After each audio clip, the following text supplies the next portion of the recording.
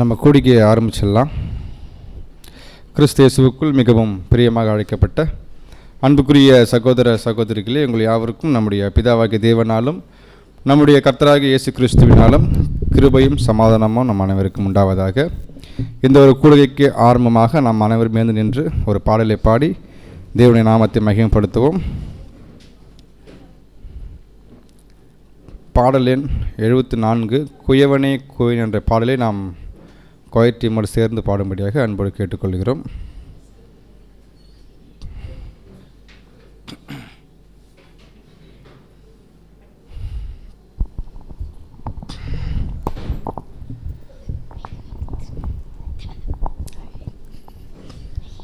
குயவனே குயவனே படைப்பின் காரணரே, களிமண்ணான என்னையுமே கண்ணோக்கி பார்த்திடுமே. குயவனே குயவனே படைப்பின் காரணரே, களிமண்ணான என்னையுமே கண்ணோக்கி பார்த்திடுமே. வேறுமையான பாத்திரம் நான் வேறுத்து தள்ளாமலே, நிரம்பி வழியும் பாத்திரமான் விளங்க செய்யுமே. வேறுமை காணும் பாத்திரமெல்லாம் இயேசுவை போற்றிடுமே. என்னையும் அவ்வித பாத்திரமான் வாணைந்து கொள்ளுமே. குயவனே குயவனே படைப்பின் காரணரே, களிமண்ணான என்னையுமே கண்ணோக்கி பார்த்திடுமே. மண்ணாசையில் நான் மயங்கி நேர்வழி விட்டதன்றி, கண் போன போக்கை பின்பற்றினேன் கண்டேனில்லை என்பமே. காணாமல் போன பாத்திரம் என்னை தேடி வந்த தெய்வமே, வாணாலெல்லாவும் பாதம் சேரும் பாதையில் நடத்திடுமே. குயவனே குயவனே படைப்பின் காரணரே, களிமண்ணான என்னையுமே கண்ணோக்கி பார்த்திடுமே. இந்த ஒரு ஆராதனைக்கு ஆரம்ப ஜெபமாக நம்முடைய அன்பு சகோதரர் கந்தசாமி ஜெபிக்கும்படியாக அன்போடு கேட்டுக்கொள்கிறேன்.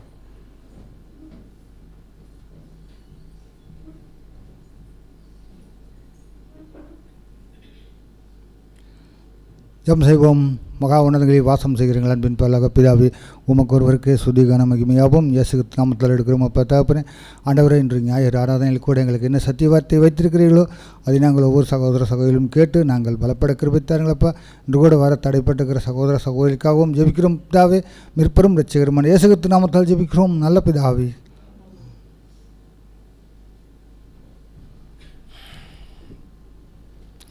நம்முடைய விசுவாச பிரமாணம் நம் அனைவரும் சேர்ந்து வாசிப்போம்.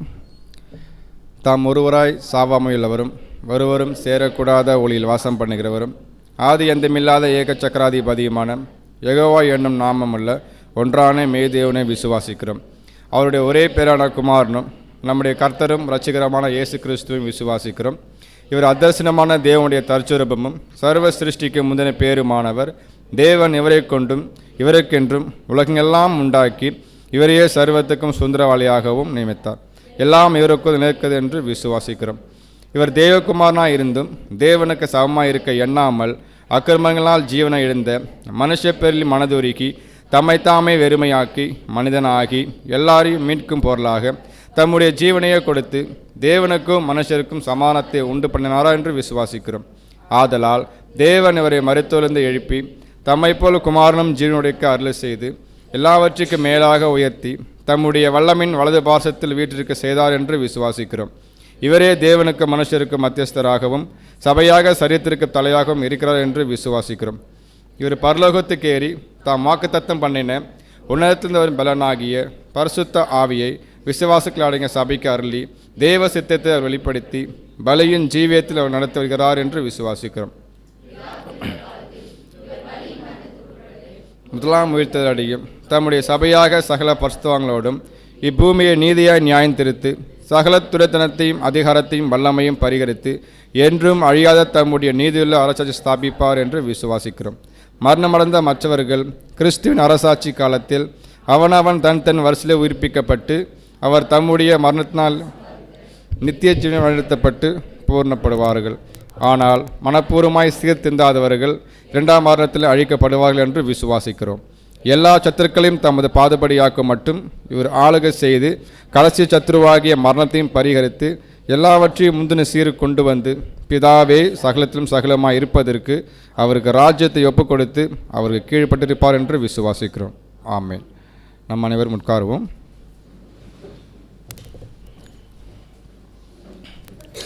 இன்றுக்குரிய காலை தியானம் திங்கட்கிழமையுடையது. வாசிக்கும்படி நம்ம அன்பு சகோதர சுகுமாரை அன்போடு கேட்டுக்கொள்கிறோம்.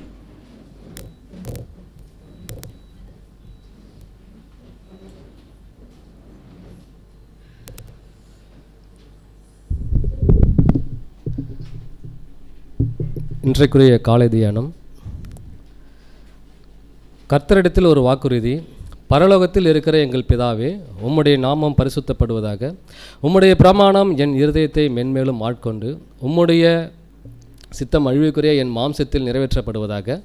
தேவையான போது உதவியாக வாக்குத்தத்தம் பண்ணப்பட்டுள்ள உம்முடைய கிருபையை சார்ந்து இந்த வாக்குறுதியை எங்கள் கர்த்தராகிய இயேசு கிறிஸ்து மூலமாக ஏறெடுக்கிறேன். அறுவடை வேலையின் பொதுவான காரியங்களையும் அதில் குறிப்பாக நான் உரிமையாக உற்சாகத்துடன் பங்கெடுக்க எனக்கு அளிக்கப்பட்டிருக்கிற என்னுடைய பங்கையும் மற்ற எல்லா இடங்களிலும் உள்ள உடன் வேலையாட்களுடைய பங்கையும் அனுதினமும் பரலோக கிருபையின் சிங்காசனத்தண்டியில் நினைவு கூறுவேன். இவற்றுடன் உமக்கும் உம்முடைய பிரியமான மந்தைக்கும் ஊழியம் செய்ய திராணி உள்ளவனாகவும் நோக்குடன் கூடுமான வரையில் என்னுடைய சிந்தனைகளையும் வார்த்தைகளையும் கிரியைகளையும் ஆழ்ந்து பரிசோதனை செய்வேன் என்று உறுதி கூறுகிறேன். 2 எஜமானர்கள் இருப்பதை நினைவில் கொண்டு அசுத்த ஆவைகளோடு தொடர்புடைய எல்லா துர்க்கிரியைகளையும் எதிர்ப்பதற்கு விழித்திருந்து இவைகளெல்லாம் எதிராளியினுடைய கண்ணிகள் என்று உணர்ந்து எல்லா நியாயமான வழிகளும் எதிர்ப்பேன் என்று உம்மிடம் உறுதி கூறுகிறேன். மேலும் கீழுள்ள விதிவிலக்கு தவிர எல்லா நேரங்களிலும் எல்லா இடங்களிலும் எதிர்ப்பாளர்களிடத்தில் தேவனுடைய ஜனங்களாகிய சபையார் முன்னிலையில் நான் எப்படி நடந்து கொள்கிறேனோ அப்படியே தனிமையிலும் நடந்து கொள்வேன் என்று உறுதி கூறுகிறேன். விதிவிலக்கு. சகோதரர்கள் இருக்கும் பட்சத்தில் மனைவி, குழந்தைகள், தாய் மற்றும் உடன் பிறந்த சகோதரிகளாக இருக்கும் பட்சத்தில் கணவன், குழந்தைகள், தந்தை மற்றும் உடன் பிறந்த சகோதரர்கள். மேலும் கூடுமான வரையில் அறை கதவுகள் அகலமாக திறந்திருக்காத பட்சத்தில் எதிர்ப்பாளர்களோடு ஒரே அறையில் தனிமையில் இருப்பதை தவிர்ப்பேன். ஆமேன்.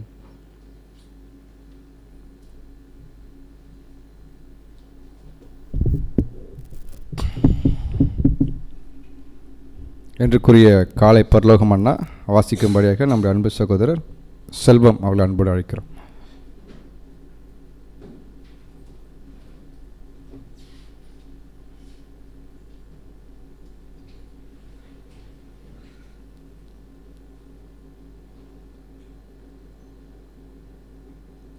ஆகஸ்ட் 10 இந்த நாளுக்குரிய பரலோக மன்னா. பிலிப்பியர் 2ஆம் அதிகாரம் 1-2 வசனம். கிறிஸ்துவுக்குள் யாதோர் ஆறுதலும் அன்பினாலே யாதோர் தேறுதலும் ஆவியின் யாதோர் ஐக்கியமும் யாதோரும் உருக்கமான பட்சமும் இரக்கங்களும் உண்டானால் நீங்கள் ஏக சிந்தையும் ஏக அன்புள்ளவர்களாயிருந்து இசைந்த ஆத்துமக்களாய் ஒன்றாய் சிந்தித்து என் சந்தோஷத்தை நிறைவேற்றுங்கள். இதனுடைய விளக்கம்.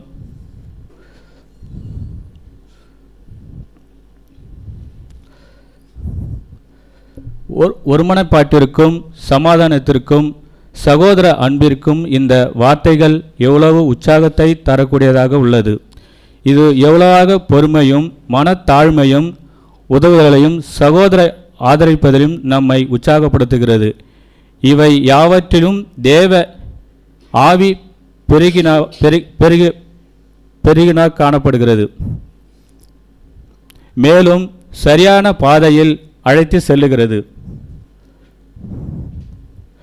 ஒவ்வொரு சகோதர சகோதரியும் ஆறுதலின் மகன் என்று பெயர் பெற்று கொண்ட பர்னபாவை போல் ஒத்த குணமுடையவர்களாக விளங்க வேண்டும்.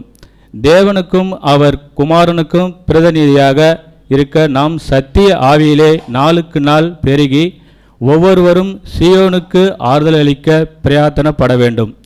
இதுக்கு இணையான வசனம் கொலோசியர் 3ஆம் அதிகாரம் 12-17 வரைக்கும். கொலோசியர் 3ஆம் அதிகாரம் 12ஆம் வசனம் முதல். ஆகையால் நீங்கள் தேவனால் தெரிந்து கொள்ளப்பட்ட பரிசுத்தரும் பிரியருமாய் உருக்கமான இரக்கத்தையும் தயையையும் மனத்தாழ்மையையும் சாந்தத்தையும் நீடிய பொறுமையையும் தரித்துக்கொண்டு ஒருவரை ஒருவர் தாங்கி ஒருவர் பேரில் ஒருவருக்கு குறைபாடு உண்டானால் கிறிஸ்து உங்களுக்கு மன்னித்தது போல ஒருவருக்கொருவர் மன்னியுங்கள். இவை எல்லாவற்றின் மேலும் பூர்ண சர்க்குரத்தின் கட்டாகிய அன்பை தரித்துக் கொள்ளுங்கள். தேவ சமாதானம் உங்கள் இருதயங்களில் ஆளக்கடவது. இதற்கென்றே நீங்கள் ஒரே சரீரமாக அழைக்கப்பட்டிருக்கிறீர்கள். நன்றியறிதல் உள்ளவர்களாயும் இருங்கள். கிறிஸ்துவின் வசனம் உங்களுக்குள்ளே சகல ஞானத்தோடும் பரிபூர்ணமாக வாசமாய் இருப்பதாக. சங்கீதங்களினாலும் கீர்த்தனைகளினாலும் ஞான பாட்டுகளினாலும் ஒருவருக்கொருவர் போதித்து புத்தி சொல்லிக் கொண்டு உங்கள் இருதயத்திலே கர்த்தரை பக்தியுடன் பாடி வார்த்தையினாலாவது கிரிகையினாலாவது நீங்கள் எதை செய்தாலும் அதையெல்லாம் கர்த்தராகிய இயேசுவின் நாமத்தினாலே செய்து அவர் முன்னிலையாக பிதாவாகிய தேவனை ஸ்தோத்திரியுங்கள் என்பதே ஆமை.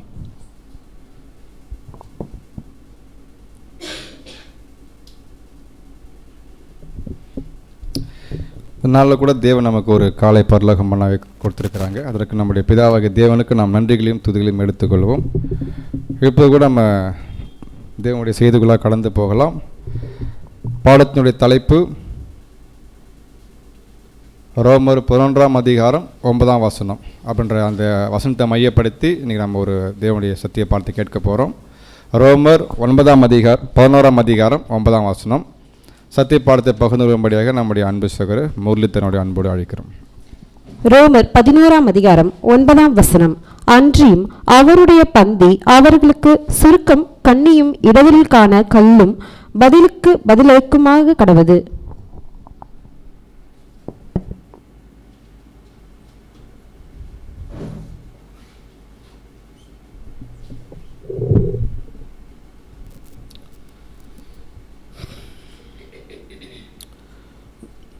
நம்முடைய பிதாவாகிய தேவனுக்கு கிறிஸ்து மூலமாக துதிகளையும் ஸ்தோத்திரங்களையும் எடுத்துக்கொண்டு இந்த நாளிலும் தேவன் உங்கள் மத்தியிலே தேவனுடைய வார்த்தைகளை பகிர்ந்து கொள்ளும்படியாக ஒரு வாய்ப்பை கொடுத்திருக்கிறார். சகோதரர் அறிவித்தோன்னமாக நம்ம ஆதார வசனமாக என்ன ஒரு வசனத்தை நம்ம வாசித்தோம் அப்படின்னு பார்க்கும்போது ரோமர் 11:9. இந்த ஒரு பாடத்துக்கு சகோதரர் கொடுத்துருக்கிற ஒரு தலைப்பு என்ன அப்படின்னு பார்த்தீங்கன்னா அந்த வசனத்தை மறுபடியும் படிக்கலாம். ரோமர் 11ஆம் அதிகாரம் 9ஆம் வசனம். அன்றியும் அவர்களுடைய பந்தி அவர்களுக்கு சுருக்கும் கண்ணியும் இடவருக்கான கல்லும் பதிலுக்கு பதிலளித்ததுமாக கடவது. சரி, இந்த ஒரு வசனத்தை சகோதரர் என்ன பண்ணியிருக்கிறார் அப்படின்னு பார்க்கும்போது ஒரு தலைப்பாக என்ன பண்ணியிருக்கிறாரு வச்சிருக்கிறாரு. தலைப்பு என்ன அப்படின்னு பார்த்தீங்கன்னா ஒரு கண்ணி, ஒரு பொறி, ஒரு இடதலுக்கான கல். வசனத்தையே அப்படியே என்ன பண்ணிட்டாருன்னா தலைப்பாக என்ன பண்ணியிருக்கிறாரு கொடுத்துருக்கிறாரு. அதனால தான் நம்ம தலைப்பு கொஞ்சம் பெருசாக இருக்குதுன்றதுனால ஆதார வசனத்தை மட்டும் உங்களுக்கு என்ன பண்ணியிருக்கிறோம் சொல்லியிருக்கிறோம். இந்த சப்ஜெக்ட் பார்க்கும்போது ரீஃபரன்ஸ் நம்பர் 4781, அதேமாதிரி பார்த்தீங்கன்னா 5836 இதிலேருந்து எடுக்கப்பட்ட சாராம்சங்கள். இதை தான் நம்ம இன்றைக்கி என்ன பண்ண போகிறோம் அப்படின்னு பார்க்கும்போது சப்ஜெக்டாக என்ன பண்ண போகிறோம் நம்ம பார்க்க போகிறோம். இந்த ஒரு பாடம் ரோமர் நிருபத்தில் பவுல் என்ன பண்ணியிருக்கிறாரு அப்படின்னு பார்க்கும்போது இந்த ஒரு வசனத்தை கொடுத்துருக்கிறாரு. இந்த ஒரு வசன பகுதி, இந்த ஒரு ரோமர் நிருபம் யாருக்காக எழுதப்பட்டது அப்படின்னா ரோமில் இருக்கக்கூடிய சபைக்கு. ஏன் அங்கே ரோமில் இருக்கக்கூடிய சபைக்கு இந்த ஒரு நிருபத்தை சகோதரர் எழுதியிருக்கிறார் அப்படின்ற ஒரு அனுமானத்தில் சொல்கிறாங்க அப்படின்னு பார்க்கும்போது, இப்போது அங்கே ஒரு ஊழியம் செஞ்சு அங்கே ஒரு எக்லீஷா என்ன ஆகுது, உருவாக்கப்படுது. அப்படி உருவாக்கப்பட்ட எக்லீஷாவில் எப்போவும் பாதி என்ன ஒரு பிரச்சனை அப்படின்னு பார்க்கும்போது, நியாயப்பிரமாணத்தை ஃபாலோ பண்ணணுமா, ஃபாலோ பண்ணக்கூடாதா? ஒரு சிலர் என்ன பண்ணுறாங்க அப்படின்னு பார்க்கும்போது, நியாயப்பிரமாணத்தை என்ன பண்ணணும், ஃபாலோ பண்ணணும் அப்படின்ற ஒரு தர்க்கம். இதெல்லாம் என்ன பண்ணுதுன்னா, அன்றைய பவுல் இருந்த காலத்தில் வந்து பார்க்கும்போது இந்த ஒரு விஷயம் வந்து பார்க்கும்போது பரவலாக என்ன பண்ணப்பட்டுச்சு, இயேசு கிறிஸ்துவை ஏற்றுக்கொண்டாலும் எதை ஃபாலோ பண்ணணும், நியாயப்பிரமாணத்தை ஃபாலோ பண்ணணும் அப்படின்ற ஒரு பிரச்சனை காணப்பட்டதுனால பவுல் என்ன பண்ணுறாரு அப்படின்னு பார்க்கும்போது, ரோமில் இருக்கக்கூடிய சபைக்கு என்ன பண்ணுறாருன்னா இந்த ஒரு நிருபத்தை என்ன பண்ணுறாரு, எழுதுகிறார். எங்கேருந்து இதை எழுதியிருப்பார் அப்படின்னு சொல்லும்போது, கொரிந்து பட்டணத்துலேருந்து என்ன பண்ணியிருக்கிறாரு, எழுதியிருப்பார் அப்படின்ற மாதிரி நம்மளுடைய சரித்திர ஆசிரியர்கள் சொல்கிறாங்க. அப்படி இந்த ரோமர் நிருபத்தில் வந்து பார்க்கும்போது என்னென்ன விஷயங்களை குறித்து சகோதரர் எழுதியிருக்கிறார் அப்படின்னு பார்க்கும்போது, முதல்ல வந்து பார்க்கும்போது விசுவாசத்தினால் நீதிமான் என்ன பண்ணுவான், பிழைப்பான், இல்லைங்களா? ஏன் அப்படின்னு பார்க்கும்போது இயேசு கிறிஸ்து மூலமாக தான் என்ன இருக்குதுன்னு பார்க்கும்போது அந்த ஒரு மீட்பு, நித்திய ஜீவன் என்னது தேவன் கொடுக்குறாரு அப்படின்றத சகோதரர் என்ன பண்ணுவார், பவுல் என்ன பண்ணுவார் அப்படின்னு பார்க்கும்போது கன்ஃபார்ம் பண்ணுவார். அதேமாரி வந்து பார்க்கும்போது தேவனிடத்தில் ஒருத்தவங்க சமாதானம் ஆகணும்னா அதுக்கு யார் தான் வழி அப்படின்னு பார்க்கும்போது இயேசு கிறிஸ்து தான் என்னது வழி அப்படின்ற ஒரு விஷயத்தை 5ஆம் அதிகாரத்தில் சகோதரர் என்ன பண்ணுவார், சொல்வார். அதேமாதிரி பார்த்திங்கன்னா 7ஆம் அதிகாரத்தை நம்ம வாசிக்கும்போது எதை குறித்து சொல்லுவாருன்னா, நியாயப்பிரமாணத்தை அறிந்தவர்களுடன் நான் என்ன பண்ணுறேன், பேசுகிறேன் அப்படின்னா அந்த நியாயப்பிரமாணத்தை பற்றி, நியாயப்பிரமாணம் என்ன சொல்லுது அப்படின்னா, நியாயப்பிரமாணம் எதை பற்றி சொல்லுது அப்படின்னு பார்க்கும்போது என்னை ஒரு தண்டனைக்குள்ளாக என்ன பண்ணுது, அது கொண்டுன்னு சொல்லுது. அதே தான் பவுல் வந்து தன்னுடைய ஒரு விஷயத்தை வெளிப்படுத்துவார், நிர்பந்தமான மனுஷன் நான் அப்படின்னா எனக்கு எதுலேருந்து ஒரு விடுதலை கிடைக்குது அப்படின்னு பார்க்கும்போது, நான் எதுலேருந்தெல்லாம் விடுதலை ஆக முடியாமல் இருந்ததோ அதெல்லாம் எதன் மூலமாக நான் விடுதலை ஆகிறேன் அப்படின்னு பார்க்கும்போது இயேசு கிறிஸ்து மூலமுடைய நான் என்ன பண்ணுறேன், அந்த ஒரு விடுதலையை நான் பெற்றுக்கொள்கிறேன் அப்படின்றத பேசுவார். 8ஆம் அதிகாரத்தில் என்ன ஒரு விஷயத்தை கொண்டு வருவார் அப்படின்னு பார்க்கும்போது, மாம்சத்தின்படி நடக்கிற ஒரு விஷயம். அப்போ நியாயப்பிரமாணம் எதை வெளிப்படுத்துது அப்படின்னு பார்க்கும்போது, மாம்சத்தின்படி கிரியை செஞ்சால் நீங்கள் என்ன பண்ணலாம், நீதிமான் அப்படின்னா மாம்சத்தின்படி யாராலையும் என்ன பண்ண முடியல அப்படின்னு பார்க்கும்போது நீதிமான் என்னது ஆக முடியாது. அப்படின்னா பவுல் 8ஆம் அதிகாரத்தில் என்ன ஒரு விஷயத்தை சொல்லுவான்னு பார்க்கும்போது, ஆவியின்படி நடக்கிறவர்களுக்கு தான் என்ன உண்டு அப்படின்னு பார்க்கும்போது நித்திய ஜீவன் உண்டு அப்படின்ற ஒரு விஷயத்தை சொல்லுவார். அதுக்கப்புறம் 9ஆம் வசனத்தை நம்ம படிக்கும்போது இஸ்ரேல் வம்சத்தார் குறித்து என்ன பண்ணுவார், பேசுவார். இஸ்ரேல் 9ஆம் அதிகாரத்தில் என்ன ஒரு விஷயத்தை அங்கே கோட் பண்ணுவார்னு பார்க்கும்போது, இஸ்ரேல் வம்சத்தார் எல்லாருமே யார் கிடையாது அப்படின்னு பார்க்கும்போது இஸ்ரேல் கிடையாது அப்படின்ற ஒரு விஷயத்தை ஷோட் பண்ணிட்டு 10ஆம் அதிகாரத்தில் என்ன சொல்லுவார்னா அவருடைய மன விருப்பத்தை சொல்லுவார். என்ன அவருடைய மன விருப்பம் அப்படின்னு பார்க்கும்போது, இஸ்ரேல் ஜனங்கள்லாம் என்ன பண்ணணும், ரட்சிக்கப்படணுன்றது தான் என்னுடைய மன விருப்பமாக என்னது இருக்குது. ஏன் வந்து அவங்களால அது முடியலன்னு பார்க்கும்போது, அறிவுக்கேற்ற ஒரு வைராக்கியம் அவங்களுக்கு என்னது வைராக்கியம் இருக்குது, ஆனால் அது அறிவுக்கேற்ற வைராக்கியம் கிடையாது. அப்படியே மாம்சத்தில் அவங்க எப்படி இருக்கிறாங்க அப்படின்னு பார்க்கும்போது ஒரு வைராக்கியத்தை என்ன பண்ணுறாங்க, வெளிப்படுத்துகிறாங்க அப்படின்னு சொல்லின்னு வந்துட்டு தான் 11ஆம் அதிகாரத்தில் என்ன சொல்லுவார்னு பார்க்கும்போது, தேவன் தன்னுடைய ஜனத்தை என்ன பண்ணிட்டாரு, தள்ளி விட்டுட்டார். ஏன் தள்ளி விட்டார் அப்படின்னா, தள்ளி விட்டுட்டாருன்னா அதுக்கு ஒரு ரீசன் என்னது இருக்குது இல்லையா, என்ன ரீசன் அப்படின்றது தான் அங்கே என்ன பண்ணுறான்னு பார்க்கும்போது, ஒரு கண்ணி ஒரு பொறி அதுவே அவங்களுக்கு என்ன ஆயிடுச்சுன்னு பார்க்கும்போது இடருக்கான கல்லாக மாறிடுச்சு. அப்படின்னா அவங்களுக்கு என்ன ஒரு பொறின்னு பார்க்கும்போது, சிம்பிளாக இப்போ நம்ம புரிஞ்சுக்கணுன்னா, நியாயப்பிரமாணத்தை குறித்ததான ஒரு மேட்டிமை, ஒரு கர்வம் யாருக்குள்ளே இருந்தது அப்படின்னு பார்க்கும்போது இஸ்ரேல் ஜனங்களுக்குள்ள என்னது இருந்தது. தேவனை வந்து நாங்கள் சபிமாக என்ன பண்ணியிருக்கிறோம், பெற்றிருக்கிறோம், வாக்கு தத்தங்களுக்கெல்லாம் எங்களுக்கு தான் என்னது சொந்தம் அப்படின்ற ஒரு விஷயம் அவங்களுக்குள்ள அந்த ஒரு மேட்டிமை இருந்தது. அதுவே அவங்களுக்கு என்ன ஆயிடுச்சுன்னு பார்க்கும்போது ஒரு கண்ணியாக என்னது மாறிவிட்டது. அது என்ன ஆயிடுச்சுன்னு பார்க்கும்போது அதில் அவங்க என்ன பண்ணிட்டாங்க, மாட்டிக்கொண்டார்கள். அதை குறித்து மேட்டிமை இருந்தது, கர்வம் இருந்தது அவங்களுக்குள்ள. ஆனால் அதை எப்படி அடையக்கூடிய வழி என்னன்றது அவங்களுக்கு என்னது, தேவன் எப்படிப்பட்ட வழியை, அந்த ஒரு ஆசீர்வாதத்தை பெற்றுக்கொள்வதற்கு ஒரு வழி வச்சுருக்கிறார் இல்லையா, அந்த வழியை அவங்க என்ன பண்ணல, அறிந்து கொள்ளலை. ஆனால் அந்த ஆசீர்வாதத்தை குறித்து மட்டும் அவங்களுக்கு என்ன இருந்துச்சுன்னு பார்க்கும்போது ஒரு மேட்டிமை என்னது காணப்பட்டது. அதனால் அது அவங்களுக்கு என்ன ஆயிடுச்சுன்னு பார்க்கும்போது அது ஒரு கண்ணியாக மாறி அதுவே அவங்களுக்கு ஒரு தண்டனை என்ன பண்ணிடுச்சு கொண்டுன்னு வந்துடுது அப்படின்றது தான் அந்த ஒரு வசனத்தை அங்கே சொல்கிறாரு. அதனால தான் அந்த வசனத்தில் நம்ம என்ன படிக்கணும் அப்படின்னு பார்க்கும்போது அவர்களுடைய பந்தி அவர்களுக்கு சுருக்கும் கண்ணியும் இடுதற்கான கல்லும் பதிலுக்கு பதிலளித்தலும் கடவுது அப்படின்ற ஒரு விஷயம் அப்படின்றத நம்ம பார்க்குறோம்.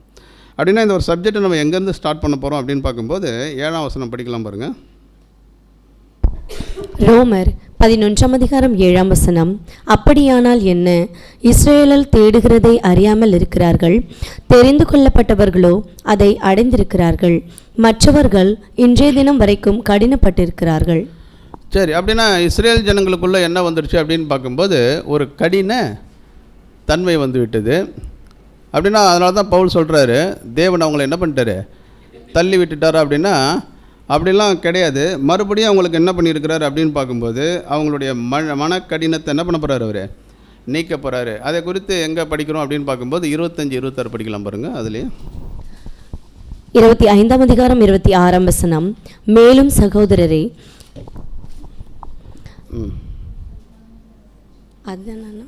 மேலும் சகோதரரே நீங்கள் உங்களையே புத்திமான்கள் என்று எண்ணாத படிக்கு ஒரு ரகசியத்தை நீங்கள் அறிய வேண்டும் என்றிருக்கிறேன். அது என்னவெனில் புறஜாதியாருடைய நிறைவு உண்டாகும் வரைக்கும் இஸ்ரவேலரில் ஒரு பங்குக்கு கடினமான மனது உண்டாயிருக்கும். இந்த பிரகாரம் இஸ்ரேல் எல்லாரும் ரட்சிக்கப்படுவார்கள். மீட்கிறவர் சியோனிலிருந்து வந்து அவபக்தியை யாக்கோபை விட்டு விலக்குவார் என்றும். சரி, அப்போ எது வரைக்கும் அவங்களுடைய இருதயம் கடினப்பட்டு இருக்கும் அப்படின்னு பார்க்கும்போது புறஜாதிகளுடைய நிறைவு உண்டாகிற வரைக்கும் அவங்களுடைய இருதயம் எப்படி தான் இருக்குன்னா ஒரு கடினத்தன்மையில் தான் இருக்கும். அதுக்கப்புறம் என்ன ஆகும் அப்படின்னு பார்க்கும்போது இஸ்ரேலர் வந்து என்ன பண்ணப்படுவாங்க அப்படின்னு பார்த்தீங்கன்னா மீட்கப்படுவார்கள். அப்படின்னா என்ன ஒரு விஷயத்தை நம்ம பார்க்குறோன்னா தேவன் அவங்களுக்கு ஒரு மீட்பை என்ன பண்ணியிருக்கிறாரு வச்சிருக்கிறாரு. அவங்க தவறிட்டாங்க. அதற்கு காரணம் என்ன அப்படின்னு பார்க்கும்போது ஒரு விஷயத்தை அங்கே பதிவு பண்ணுறார் 7ஆம் வசனத்தில். என்ன அப்படின்னு பார்க்கும்போது இஸ்ரேலர் தேடுகிறதை அடையாமல் இருக்கிறார்கள், தெரிந்து கொள்ளப்பட்டவர்களோ அதை அடைந்திருக்கிறார்கள். மற்றவர்கள் இன்றைய தினம் வரைக்கும் எப்படி இருக்கிறாங்க? அப்போ மற்றவர்கள் வந்து பார்க்கும்போது இன்றைய தினம் வரைக்கும் என்ன பண்ணுறாங்க? கடினப்பட்டு இருக்கிறாங்க. இதுக்கு வந்து ஒரு விஷயத்தை அங்கே சகோதரர் குறிப்பிட்றார். என்ன அப்படின்னு பார்க்கும்போது ஒருவருடைய மிஸ்டேக் என்ன சொல்கிறேன்னு பார்க்கும்போது ஒரு மனிதனுடைய தவறுதல், ஒரு மனிதன் தவறு பண்ணிட்டா அவனுடைய சந்ததியே என்ன பண்ண போதுதான் பாதிப்பை பெறுகிறது இல்லைங்களா? அதேமாதிரி பார்த்திங்கன்னா இஸ்ரேல் ஜனங்கள் பண்ணின அவங்களுடைய முற்பிதாக்கள் அவங்களுடைய தவறுகள் இருக்குது இல்லையா? இயேசு கிறிஸ்து வந்த காலத்தில் இருந்தாங்க. அவங்க பண்ண ஒரு தவறுதல் என்ன ஆயிடுச்சுன்னா அவங்களுடைய சந்ததியே என்ன பண்ணுது பாதிக்கக்கூடிய ஒரு விஷயம் இல்லைங்களா? அந்த ஒரு இருதய கடினத்துக்குள்ளே அவங்க என்ன பண்ணிட்டாங்க போய்விட்டார்கள் அப்படின்ற ஒரு விஷயத்தை அங்கே சொல்கிறார். அப்படின்னா என்ன ஒரு விஷயத்தை நம்ம புரிஞ்சுக்கணும் அப்படின்னு பார்க்கும்போது இருதய கடினம் தேவனுடைய பிள்ளைகளுக்கு என்ன பண்ணக்கூடாது இருக்கக்கூடாது. அதனால தான் எந்த ஒரு காரியத்தையும் தேவனுடைய பிள்ளைகள் எப்படி பார்க்கணும் அப்படின்னு பார்க்கும்போது பகுத்து என்னது பார்க்கக்கூடிய ஒரு விஷயம். அப்படின்னா இப்போது ஒரு சாராரை பற்றி சொல்லும்போது இன்றைய தினம் வரைக்கும் அவங்க எப்படி இருக்கிறாங்க? கடினப்பட்டு தான் இருக்கிறாங்க. இயேசு கிறிஸ்து என்ன பண்ணல அவங்க. ஆனாலும் என்ன சொல்கிறார் அப்படின்னு பார்க்கும்போது தெரிந்து கொள்ளப்பட்டவர்களோ அதை அடைந்திருக்கிறார்கள். ஒரு குரூப் என்ன பண்ணிட்டாங்களாம் அப்படின்னா இந்த தெரிந்து கொள்ளப்பட்டவர்கள் யார் அப்படின்னு பார்க்கும்போது இயேசு கிறிஸ்து ஊழியம் செய்கிற அன்ற காலத்தில் ஒரு சாரார் ஒரு சிலர் மட்டும் என்ன பண்ணாங்க அப்படின்னு பார்க்கும்போது உத்தம இஸ்ரேலர்கள். அவங்க மட்டும் என்ன பண்ணிட்டாங்கன்னா கொஞ்சம் பேர் என்ன பண்ணிட்டாங்கன்னா மேசியாவை என்ன பண்ணாங்க ஏற்றுக்கொண்டு தேவனுடைய ஆசீர்வாதத்துக்குள்ளே அவங்க வந்துட்டாங்க. அப்படின்னா ஒரு சாரார் தெரிந்து கொள்ளப்பட்டவர்கள் வந்துட்டாங்க ஒரு குரூப்பு. ஆனால் மற்றவர்கள்லாம் இன்றைக்கி வரைக்கும் என்ன பண்ணுறாங்க கடினப்பட்டிருக்கிறாங்க. காரணம் என்ன பார்க்கும்போது இஸ்ரேலர்கள் தேடு இருக்கிறத என்ன பண்ணுறாங்க அடையாமல் இருக்கிறாங்க. ஏன் அப்படின்னு பார்த்தீங்கன்னா அவங்க எப்படி தேடினாங்க அப்படின்னு பார்க்குறது தான் ஒரு காரியம். அதை எப்படி பெற்றுக்கொள்ளலாம்? இப்போ அவங்களுக்கு என்ன ஒரு விஷயம் தெரியும் அப்படின்னு பார்க்கும்போது மேசியா என்னது வருவார்னு தெரியும். மேசியா வந்ததுக்கப்புறம் பார்த்திங்கன்னா உலகத்தையே நம்ம தான் என்ன பண்ண போகிறோம் ஆசீர்வதிக்க போகிறோன்னு தெரியும். ஆனால் தெரிந்த ஒரு விஷயத்தை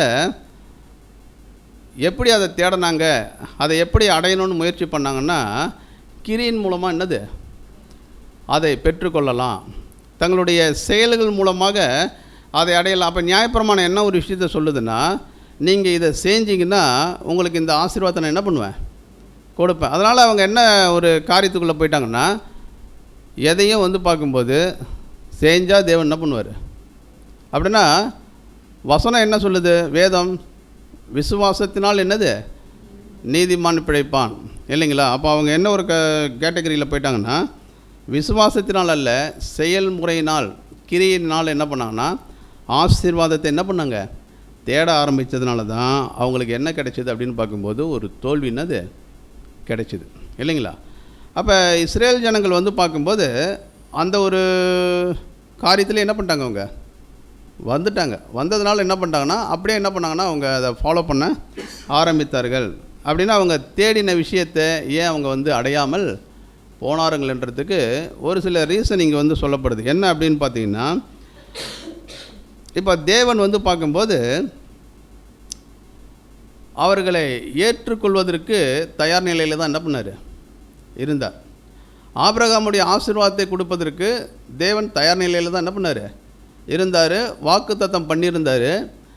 ஏன் வந்து அவங்கள வந்து ஏற்றுக்கொள்ளாமல் தேவன் என்ன பண்ணிட்டார், நிராகரித்தார் அப்படின்னு பார்க்கும்போது ஃபஸ்ட்டு ரீசன் என்னன்னு அப்படின்னு பார்க்கும்போது அவங்க சரியான இருதய நிலையில் என்னது இல்லை. ஒரு வேளை வந்து பார்க்கும்போது அவங்க சரியான இருதய நிலையில் இருந்திருந்தால், யார் இஸ்ரேல் ஜனங்கள் சரியான இருதய நிலையில் இருந்திருந்தால் அவர்களை தேவன் என்ன பண்ணியிருப்பார் அப்படின்னு பார்க்கும்போது ஏற்றுக்கொண்டிருப்பார். சரியான இருதய நிலையில் யார் இல்லை, இஸ்ரேல் ஜனங்கள் இல்லாததுனால தேவன் அவங்களை என்ன பண்ணிட்டார் அப்படின்னு பார்க்கும்போது நிராகரித்தார். அப்போ அவர் நிராகரித்தார் அப்படின்ற ஒரு விஷயத்தை வந்து பார்த்திங்கன்னா, இயேசு கிறிஸ்து அவங்க மத்தியில் இருக்கும்போதே ஒரு ஓமை என்ன பண்ணுவார் சொல்வார். அந்த ஓமை என்ன அப்படின்னு பார்க்கும்போது மத்திய 21:43 நம்ம படிக்கும்போது,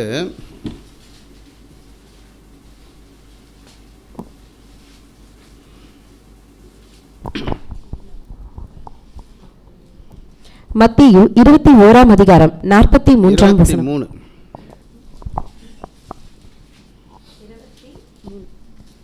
மத்தேயு 23ஆம் அதிகாரம்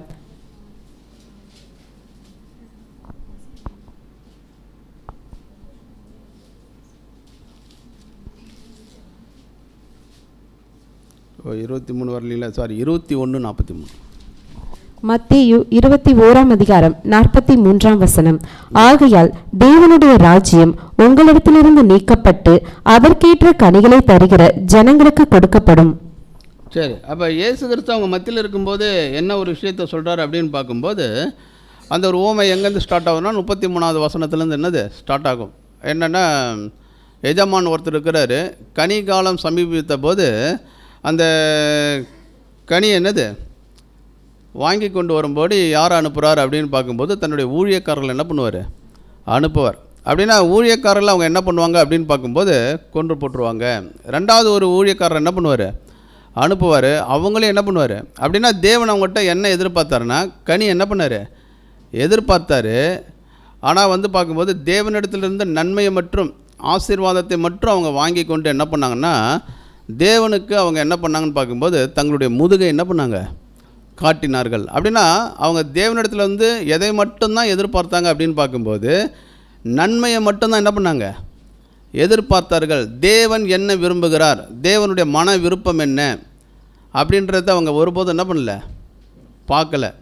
அப்படின்னா வசனம் என்ன சொல்லுதுன்னா தேவன் என்ன பார்க்குறார் இருதயத்தை பார்க்கிறார். அப்படின்னா தேவனுடைய இருதயத்துக்கு ஏற்றது என்ன என்றத யாரால் கண்டுபிடிக்க முடியல தெரியுங்களா? இஸ்ரேல் ஜனங்களால் கண்டுபிடிக்க முடியல.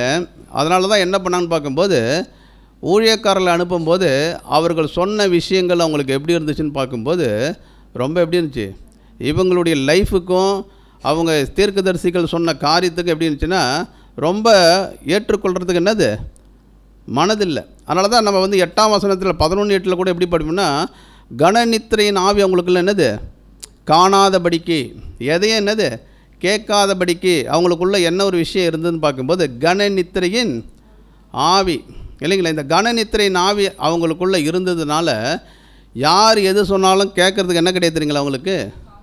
அதனால தான் தெரிந்து கொள்ளப்பட்டவர்கள் அந்த உத்தம இஸ்ரேலர்கள் மட்டும்தான் அதை கேட்கறதுக்கு எப்படி இருந்தாங்க? ரெடியாக இருந்தாங்க. ஆனால் இவங்க எப்படி இருந்தாங்க அப்படின்னு பார்க்கும்போது கேட்கறதுக்கு என்ன கிடையாது, மனநிலையில் இல்லை. அப்படின்னா தன்னுடைய குமாரனையும் அனுப்புகிறாரு, அவரையும் இவங்க என்ன பண்ணுவாங்க அப்படின்னு பார்க்கும்போது கொலை செய்வார்கள். அதனால தான் இயேசு கிறிஸ்து அங்கே சொல்லும்போது என்ன சொல்கிறாரு அப்படின்போது, தேவனுடைய ராஜ்யம் உங்களிடத்திலிருந்து என்ன பண்ணப்படும், நீக்கப்பட்டு அதற்கேற்ற கனிகளை தருவர்களுக்கு அது என்ன பண்ணப்படும், அது கொடுக்கப்படும் அப்படின்ற ஒரு விஷயத்தை அங்கே என்ன பண்ணுறாருன்னா சொல்கிறத நம்ம பார்க்குறோம். ஏன் அவங்க எல்லாத்துக்கும் அவங்க எதிர்த்து நிற்கக்கூடியவங்களாக இருந்தாங்க அப்படின்னு பார்க்கும்போது ஒரு அருமையான ஒரு பாயிண்ட் அங்கே சகோதரர் சொல்லுவார். என்ன அப்படின்னு பார்த்தீங்கன்னா, பரம்பரை பலகீனம் என்ன இருந்துச்சு அவங்களுக்குள்ள, பரம்பரையாக ஒரு பலகீனம் இருக்குது இல்லையா. அது பார்க்கும்போது இஸ்ரேல் ஜனங்களுக்கு பார்க்கும்போது இப்போ உருவானது கிடையாது. அது எங்கே உருவாச்சு, ஸ்டார்டிங்கிலே ஆரம்பத்திலேருந்தே அவங்க எப்படிப்பட்டவங்க அப்படின்னு பார்த்தீங்கன்னா படிக்கலாம் பாருங்கள் ஒரு வசனம், ரோமர் 10:21 படிக்கலாம்.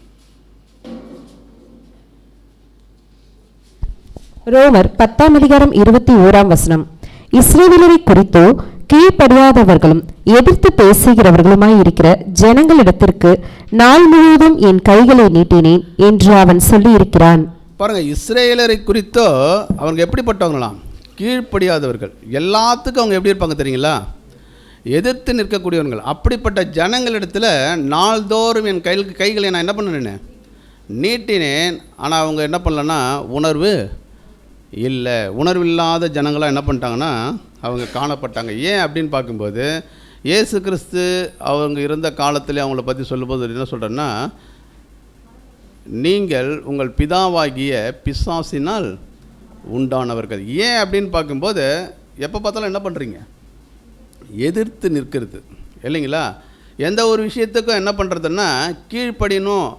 என்ன தான் தேவன் என்ன பண்ண போகிறாரு, சொல்ல வராரு, அதன் மூலமாக என்ன தான் நன்மைகளை வச்சிருக்கிறாரு அப்படின்றத பார்க்கும்போது சிந்திக்கக்கூடிய மனநிலை அவங்களுக்கு என்னது இல்லை இல்லைங்களா. எதாக இருந்தாலும் எப்படின்னா கண்ணு முன்னால் என்ன பண்ணணும், பார்க்கணும், பார்த்தா தான் எதாக இருந்தாலும் என்ன பண்ணுவாங்க நம்புவாங்க. அப்படிப்பட்ட மனநிலையில் அவங்க இருந்ததுனால இயேசு கிறிஸ்துவே என்ன சொல்கிறாருன்னா, நீங்கள் ஆபிரகாம் உங்களுக்கு அப்பான்னு சொல்கிறீங்க, ஆனால் அதுக்கேற்ற ஒரு கிரியை உங்கள்கிட்ட என்னது கிடையாது. அதனால் என்ன சொல்லிட்டாருன்னா, நீங்கள் யாருன்னு அப்படின்னு பார்க்கும்போது உங்கள் பிதாவாகிய பிசாசினால் உண்டானவர்கள் இல்லைங்களா.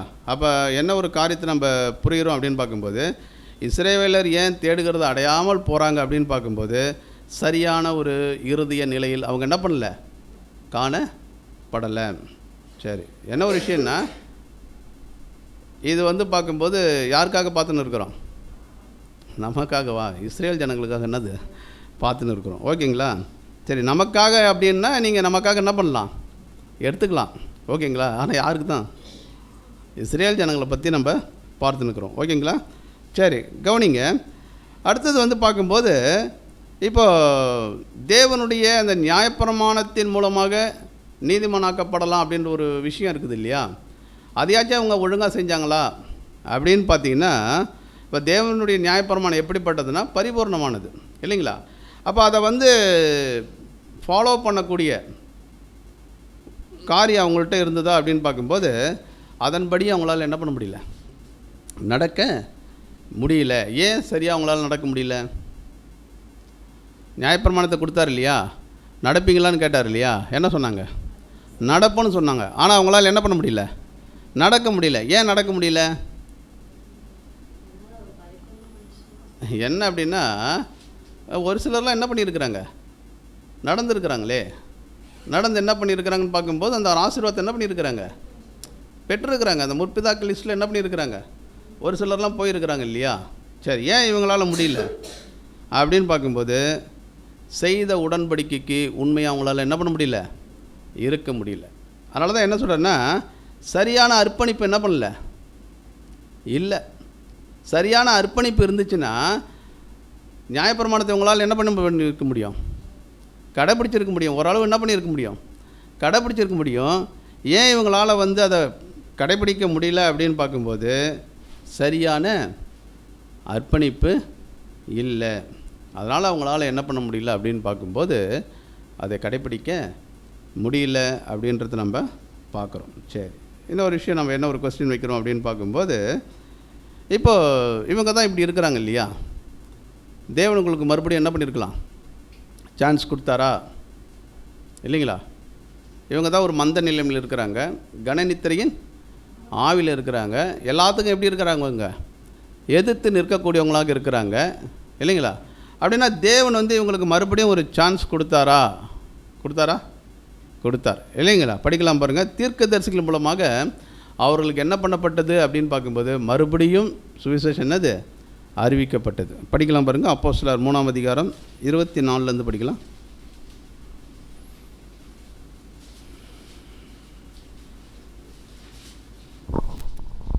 அப்போஸ்தலர் 3ஆம் அதிகாரம் 24ஆம் வசனம் முதல். சாமுவேல் முதற்கொண்டு எத்தனை பேர் தீர்க்கதரிசனம் உரைத்தார்களோ அத்தனை பேரும் இந்த நாட்களை முன் அறிவித்தார்கள். நீங்கள் அந்த தீர்க்கதரிசிகளுக்கு புத்திரராய் இருக்கிறீர்கள். உன் சந்ததியினாலே பூமியிலுள்ள வம்சங்கள் எல்லாம் ஆசீர்வதிக்கப்படும் என்று தேவன் ஆபிரகாமுக்கு சொல்லி நம்முடைய முன்னோர்களோடே பண்ணின உடன்படிக்கைக்கு புத்திரராய் இருக்கிறீர்கள். அவர் உங்கள் எல்லாரையும் உங்கள் பொல்லாங்குகளிலிருந்து விலக்கி உங்களை ஆசிர்வதிக்கும்படி தேவன் தம்முடைய பிள்ளையாகிய இயேசுவை எழுப்பி முதலாவது உங்களிடத்திற்கே அவரை அனுப்பினார் என்றான். பாருங்கள், இது அருமையான ஒரு நற்செய்தி. யாருக்கு? இஸ்ரேல் ஜனங்களுக்கு மறுபடியும் தேவன் என்ன பண்ணுறாருன்னா ஒரு அருமையான ஒரு நற்செய்தி என்ன பண்ணுறாரு, சொல்கிறாரு. என்ன ஒரு விஷயம் சொல்கிறாருன்னு பார்க்கும்போது, அந்த தீர்க்கதரிசிகளுக்கு நீங்கள் எப்படி இருக்கிறீங்கன்னா புத்திரராக இருக்கிறீங்க. பூமியில் உள்ள வம்சங்கள்லாம் யார் மூலமாக தான் ஆசீர்வதிக்கப்பட போகுது? உங்கள் மூலியமாக தான் என்ன பண்ணப்படுது? ஆசீர்வதிக்கப்போகுதுன்ட்டு எல்லாரும் வந்து என்ன பண்ணுறாங்கன்னா சுவிசேஷம் சொல்கிறாங்க. அப்படி சொல்லும்போது இவங்களுடைய மனநிலை எப்படி இருந்திருக்கணும்? சொல்கிறாங்க இல்லையா, நற்செய்தி வந்து சொல்கிறாங்க இல்லையா, சொல்கிறவங்களை எப்படி பார்த்துருக்கணும்?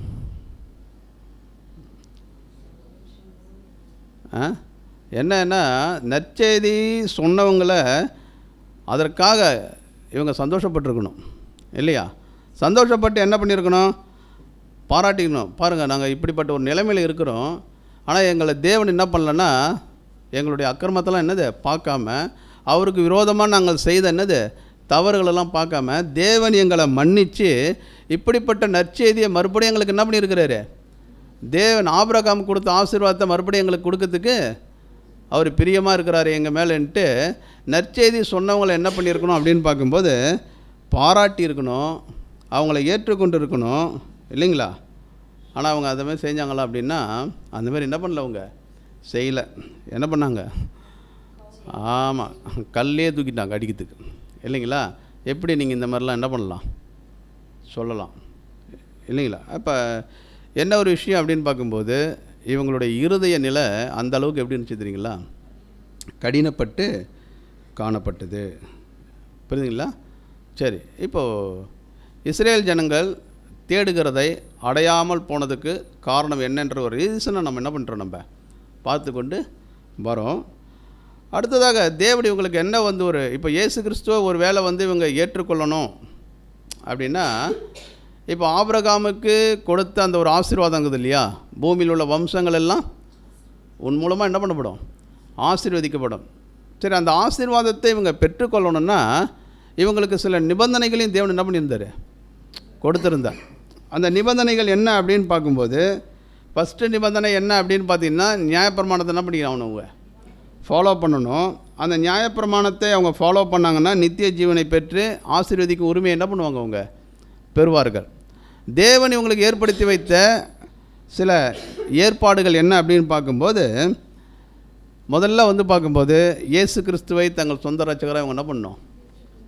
ஏற்றுக்கொள்ளணும். ரெண்டாவது என்ன பண்ணணும்? சரி, இயேசு கிறிஸ்துவ என்னது ரட்சகராக ஏற்றுக்கொண்டு அவருக்கு சீஷராக என்ன பண்ணணும்? மாறணும். சீஷராக மாறினா போதுமா? அடுத்தது இவங்க என்ன பண்ணணும்? சரி, அடுத்து என்ன பண்ணால் சிலுவையை எடுத்துக்கொண்டு, எதுக்கு பாருங்கள், இவங்களுக்கு கொடுத்த ஆபிரகாமுக்கு கொடுத்த அந்த ஆசீர்வாதத்தை இவங்க பெற்றுக்கொள்ளணும் அப்படின்னா ஃபஸ்ட்டு இயேசு கிறிஸ்துவை தங்கள் இரட்சகராக என்ன பண்ணணும்? ஏற்றுக்கொள்ளணும். அடுத்தது இவங்க என்ன பண்ணணும்னா கிறிஸ்துவுக்கு சீஷர்களாக மாறணும். மூணாவது என்ன பண்ணணும்னா சிலுவையை எடுத்துக்கொண்டு யாரை ஃபாலோ பண்ணணும்? இயேசு கிறிஸ்துவை ஃபாலோ பண்ணணும். அடுத்தது தன்னை தான் என்ன பண்ணணும், வெறுக்கணும். இவங்க தான் பார்த்தா தான் என்ன பண்ணுவாங்க, எதுவும் கொடுத்தா தான். ஏன்னா தேடுகிறதை ஏன் வந்து இவங்க அடையாமல் போனாங்கன்னா, எல்லாத்தையும் வந்து பார்க்கும்போது கிரியினால் என்ன பண்ணலாம், பெற்றுக்கொள்ளணும். ஏதாவது ஒன்று கொடுத்தா தேவன் திருப்பி என்ன பண்ணுவார், 10 மடங்காக திருப்பி என்ன பண்ணுவார், கொடுப்பார். ஆனால் இங்கே தேவன் என்ன ஏற்பாடு பண்ணி வச்சுருன்னா, சிலுவை எடுத்துட்டு தன்னை தான் என்னது பின்பற்றணும் இல்லைங்களா. அதனால தான் என்ன சொல்கிறேன்னா, மாம்சத்திற்கும் சுயத்திற்கும் உலக பிரகாரமான யாவற்றிற்கும் மறிக்க வேண்டும். இது கண்டிஷன். இது இஸ்ரேல் ஜனங்களுக்கு மட்டுமா அப்படின்னா, தேவனுடைய ஆசீர்வாதத்தை பெற்றுக்கொள்ளணும்னு யாரெல்லாம் வாஞ்சிக்கிறார்களோ விரும்புகிறாங்களோ அவங்க எல்லாருமே வந்து பார்க்கும்போது இந்த ஒரு காரியத்தை என்ன பண்ணணும், ஃபாலோ பண்ணணும் இல்லைங்களா. மாம்சத்திற்கும் சுயத்திற்கும் உலக பிரகாரமான யாவற்றிற்கும் என்ன பண்ணணும்னா மறிக்க வேண்டும். இந்த மாதிரி இருக்கிறவங்களுக்கு தான் நெக்ஸ்ட்டு ஒரு ஆப்ஷன் இருக்குது. என்ன ஆப்ஷன்னு பார்க்கும்போது, இயேசு கிறிஸ்து அவர்களுக்காக பரிந்து பேசுவார். யாருக்காக பரிந்து பேசுவார் அப்படின்னு பார்க்கும்போது, யாரெல்லாம் தன்னை தான் வெறுத்து அவருடைய வழியில் என்ன பண்ணுறாங்க, ஃபாலோ பண்ணுறாங்களோ, அப்படி ஃபாலோ பண்ணும்போது அவங்களுக்கு என்ன வரும்னா, சில பிரச்சனைகள் என்னது உபத்திரவங்கள் வரும். அந்த மாதிரி சூழ்நிலையில் இயேசு கிறிஸ்து அவங்களுக்காக என்ன பண்ணுவார், நீ மாம்சத்தின்படியே நடந்துக்குன்னு இயேசு கிறிஸ்து பரிந்து பேசுவாரான்னா, இயேசு கிறிஸ்து என்ன பண்ண மாட்டார், பரிந்து பேச மாட்டார் இல்லைங்களா. ஏன் அப்படின்னு பார்க்கும்போது, ஏன் மாம்சத்தின்படி நடக்கிறவங்களுக்கு இயேசு கிறிஸ்து பரிந்து பேசுவாரா? ஒரு தவறு பண்ணிட்டாங்க, ஒரு மிஸ்டேக் பண்ணிட்டாங்க, ஒரு சோதனையில் விடுறாங்க, அதுக்காகலாம் இயேசு கிறிஸ்து பரிந்து பேசுவாரா? பரிந்து பேசுவாரா? ஒரு புது சிருஷ்டிக்கு தான் யார் பரிந்து பேசுவா, இயேசு கிறிஸ்து பரிந்து பேசுவார் இல்லைங்களா. ஏன்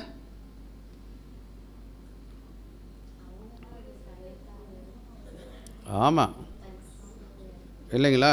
சரி, அப்படின்னா எல்லாருக்கும் இயேசு கிறிஸ்து என்ன பண்ண மாட்டார் அப்படின்னு பார்க்கும்போது பரிந்து பேச மாட்டார். அப்படிப்பட்டவங்கள தான் பிதா என்ன பண்ணுவார்னா, புத்திரராக என்ன பண்ணுவார், ஏற்றுக்கொள்வார். ஓகேங்களா. அடுத்த ஒரு நெக்ஸ்ட் ஒரு விஷயங்குது என்ன அப்படின்னு பார்த்தீங்கன்னா, இதெல்லாம் வந்து பார்க்கும்போது அடிப்படை, இதெல்லாம் என்னது அடிப்படை. அடுத்து கடைசியாக என்னன்னு பார்க்கும்போது, தேவனுக்கு கீழ்ப்படிவோம் என்று அவர்கள் கூறியதில் எந்த அளவுக்கு உண்மையாக இருக்கிறார்கள் என்று அவர்கள் பரீட்சிக்கப்படுவார்கள். எந்த அளவுக்கு உண்மை, இது வந்து ஃபைனல். ஃபஸ்ட்டு சொன்ன விஷயத்திலே ஒருத்தவங்க வந்து ஃபஸ்ட்டு ஸ்டெப்பிலே தடுமாறம் ஆயிட்டாங்கன்னா, லாஸ்ட்டில் இருக்குது இல்லையா, பரீட்சிக்கப்படுவார்கள், சோதனையெல்லாம் இருக்குது இல்லையா, அதை தேவன் என்ன பண்ண மாட்டார், எடுத்த உடனே யாருக்கும் என்ன பண்ண மாட்டார், கொடுக்க மாட்டார். நிறைய பேர் என்ன நினச்சின்னுக்கிறாங்கன்னா, சோதனை வரத்தெல்லாம் நினச்சி பார்த்துட்டு யார் தான் அனுமதிச்சிருப்பார்னு நினச்சின்னுக்கிறாங்க. அப்போ சோதனை வருதுன்னா ஃபஸ்ட்டு நம்ம இந்த ஸ்டெப்பெல்லாம் கரெக்டாக என்ன பண்ணுறோம், நம்ம ஃபாலோ பண்ணுறோமா அப்படின்ட்டு என்ன பண்ணணும்னா கொஞ்சம் செக் பண்ணுறது என்னது நல்லது. என்னென்ன செக் பண்ணணும், இயேசு ஏற்றுக்கொண்டிருக்கணும், அவருக்கு சீஷராக என்ன பண்ணியிருக்கணும், மாறி இருக்கணும், சிலுவை எடுத்திருக்கணும், தன்னைத்தான் என்ன பண்ணணும், வெறுக்கணும். எதுக்கெல்லாம் இருக்கணும் அப்படின்னு பார்க்கும்போது, மாம்சத்திற்கும் சுயத்திற்கும் உலக பிரகாரமான யாவற்றிற்கும் என்ன பண்ணணும், ஆமாம் மறிக்கணும். அவங்களுக்கு தான் கிறிஸ்து என்ன பண்ணுவார், பரிந்து பேசுவார். அப்படின்னா நம்ம செய்த கீழ்ப்படிவோம் அப்படின்னு சொன்ன விஷயத்தில் நாம் உண்மையாக இருக்கிறோமான்ட்டு அதுக்கப்புறம் தான் தேவன் என்ன பண்ணுவார், டெஸ்ட்டை என்ன பண்ணுவார், ஸ்டார்ட் பண்ணுவார் இல்லைங்களா. இதெல்லாம் என்னென்னா இஸ்ரேல் ஜனங்களுக்கு வைக்கப்பட்ட ஒரு நிபந்தனை. இதையெல்லாம் வந்து பார்க்கும்போது அவங்களால ஃபாலோ பண்ண முடிஞ்சுதா அப்படின்னா, அவங்களால என்ன பண்ண முடியல, ஃபாலோ பண்ண முடியல இல்லைங்களா.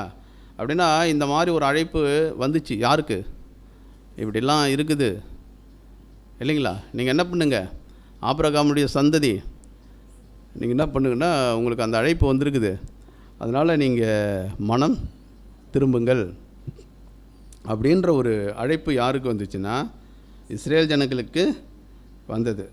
இது ஒரு நல்ல ஒரு அழைப்பாக இல்லையா, நல்ல ஒரு அழைப்பு. இப்போ இஸ்ரேல் ஜனங்கள் என்ன பண்ணாங்க தெரியுமா, அவங்க என்ன பண்ணாங்கன்றது இயேசு கிறிஸ்து என்ன பண்ணார் தெரியுங்களா.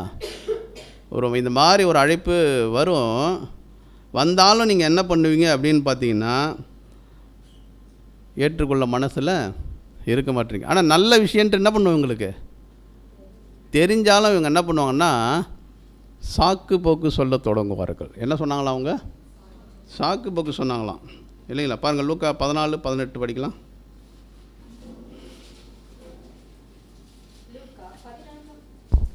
லூக்கா 14:18. அவர்கள் எல்லோரும் போக்கு சொல்லத் தொடங்கினார்கள். ஒருவன் ஒரு வயலைக் கொண்டான். நான் அகத்தியனாய் போய் அதை பார்க்க வேண்டும், என்னை மன்னிக்கும்படி வேண்டிக் கொள்ளுகிறேன் என்றான். சரி சார், சரி, இந்த ஒரு ஓமையை நமக்கு எல்லாருக்கும் என்னது தெரியும். அப்போ அவங்க எல்லாரும் என்ன பண்ணாங்க அப்படின்னு பார்க்கும்போது ஒவ்வொருத்தவங்களாக சாக்கு சொல்ல தொடங்கினார்கள். எப்போ சாக்கு சொல்ல தொடங்கினாங்க அப்படின்னு பார்க்கும்போது தேவனுடைய திட்டத்தையும் அவருடைய நிபந்தனையும் அதை நிறைவேற்றக்கூடிய வழியையும் அவங்களுக்கு முன்னால் தேவன் என்ன பண்ணாராம், வச்சாராம். அப்படி வைக்கும்போது அவங்க என்ன பண்ணாங்க அப்படின்னு பார்க்கும்போது இந்த ஒரு டைமில் அவங்க என்ன பண்ணணும், தேவனுடைய திட்டம் என்னன்றது அவங்களுக்கு என்ன பண்ணிட்டாரு, சொல்லிட்டாரு. அதை நிறைவேற்றக்கூடிய நிபந்தனை என்னன்றது என்ன பண்ணிட்டாரு, சொல்லிட்டார். இதான்பா என்னுடைய திட்டம், இந்த திட்டத்தை நீங்கள் இந்த திட்டத்தை நீங்கள் இதுக்குள்ளே நீங்கள் வரணும் அப்படின்னா இந்த ஒரு நிபந்தனையை என்ன பண்ணணும், நீங்கள் ஃபாலோ பண்ணணும் இல்லைங்களா? அப்போ அதுக்குரிய வழியெல்லாம் தேவன் சொல்லிவிட்டு முடிவெடுக்கக்கூடிய சாய்ஸை யார் கையில் கொடுத்தாரு தெரியுங்களா? இஸ்ரேல் ஜனங்கள் கையில் என்ன பண்ணாராம், கொடுத்தாரு. அப்படி அந்த ஒரு முக்கியமான தருணம், முடிவெடுக்கக்கூடிய முக்கியமான தருணம் அவங்க கையில் வரப்போ அவங்க என்ன பண்ணிட்டாங்க அப்படின்னு பார்க்கும்போது சாக்கு போக்கு சொல்ல தொடங்கினார்கள். ஏன் அப்படின்னு பார்க்கும்போது இது ரொம்ப எப்படி இருக்குது, ரொம்ப ஆமாம், விலை அதிகமாக கொடுக்க வேண்டியதாகுது. என்ன பண்ண வேண்டியதாகுது, விலை மிகவும் அதிகமாக இருந்தது, கஷ்டமாக இருந்துச்சு. அதை எங்களால் என்ன பண்ண முடியாது. ஆமாம், ஒரு வேலை சகோதரிங்க குறிப்பிடும்போது என்ன ஒரு விஷயத்தை சொல்கிறாரு அப்படின்னு பார்க்கும்போது இந்த மனநிலையில் காணப்படுபவர்கள், எந்த மனநிலையில், இஸ்ரேல் ஜனங்களை பற்றி இப்படி பார்த்துட்டு வந்தோம் இல்லையா?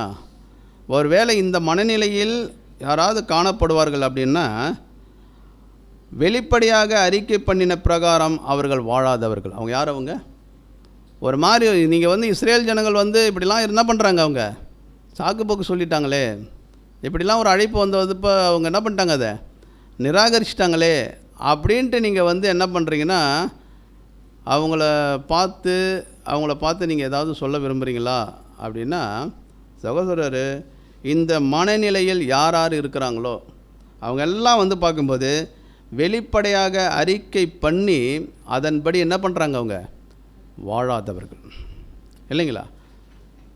அப்போ அவர்களுக்கு அந்த ஒரு அழைப்பு வந்தது. ஆனால் அந்த அழைப்பு வந்ததுக்கப்போ முடிவெடுக்க வேண்டிய ஒரு சுதந்திரத்தை தேவன் யார் கையில் கொடுத்தாருன்னா அவங்க கையில் கொடுத்தாரு. ஆனால் அவங்க என்ன பண்ணிட்டாங்க அப்படின்னு பார்க்கும்போது போக்கு சொல்ல தொடங்கினாள். காரணம் சொல்ல ஆரம்பிச்சிட்டாங்க. ஏன் இதன்படி எங்களால் வாழ முடியலன்னா எங்களுக்கு இப்படிப்பட்ட என்னது சூழ்நிலை இருக்குது, இந்த மாதிரி வேலை இருக்குது, இந்த மாதிரி இருக்குது அப்படின்ட்டு ஒவ்வொரு காரணத்தை சொல்லி தேவனுடைய திட்டத்தையும் அவருடைய நிபந்தனையும் அவங்க என்ன பண்ணாங்க அப்படின்னு பார்க்கும்போது தள்ள ஆரம்பித்தார்கள் இல்லைங்களா? இந்த மாதிரி அவங்க முடியாது நிராகரித்த போது வசனம் சொல்லுது என்ன அப்படின்னு பார்க்கும்போது நல்ல ஒலிவ மரத்தில் இருந்த அவர்கள் அந்த கிளைகள், சில கிளைகள் என்ன பண்ணப்பட்டுதான், முறிக்கப்பட்டது இல்லைங்களா? படிக்கலாம் பாருங்கள், ரோமர் 11:17. ரோமர் 11:15.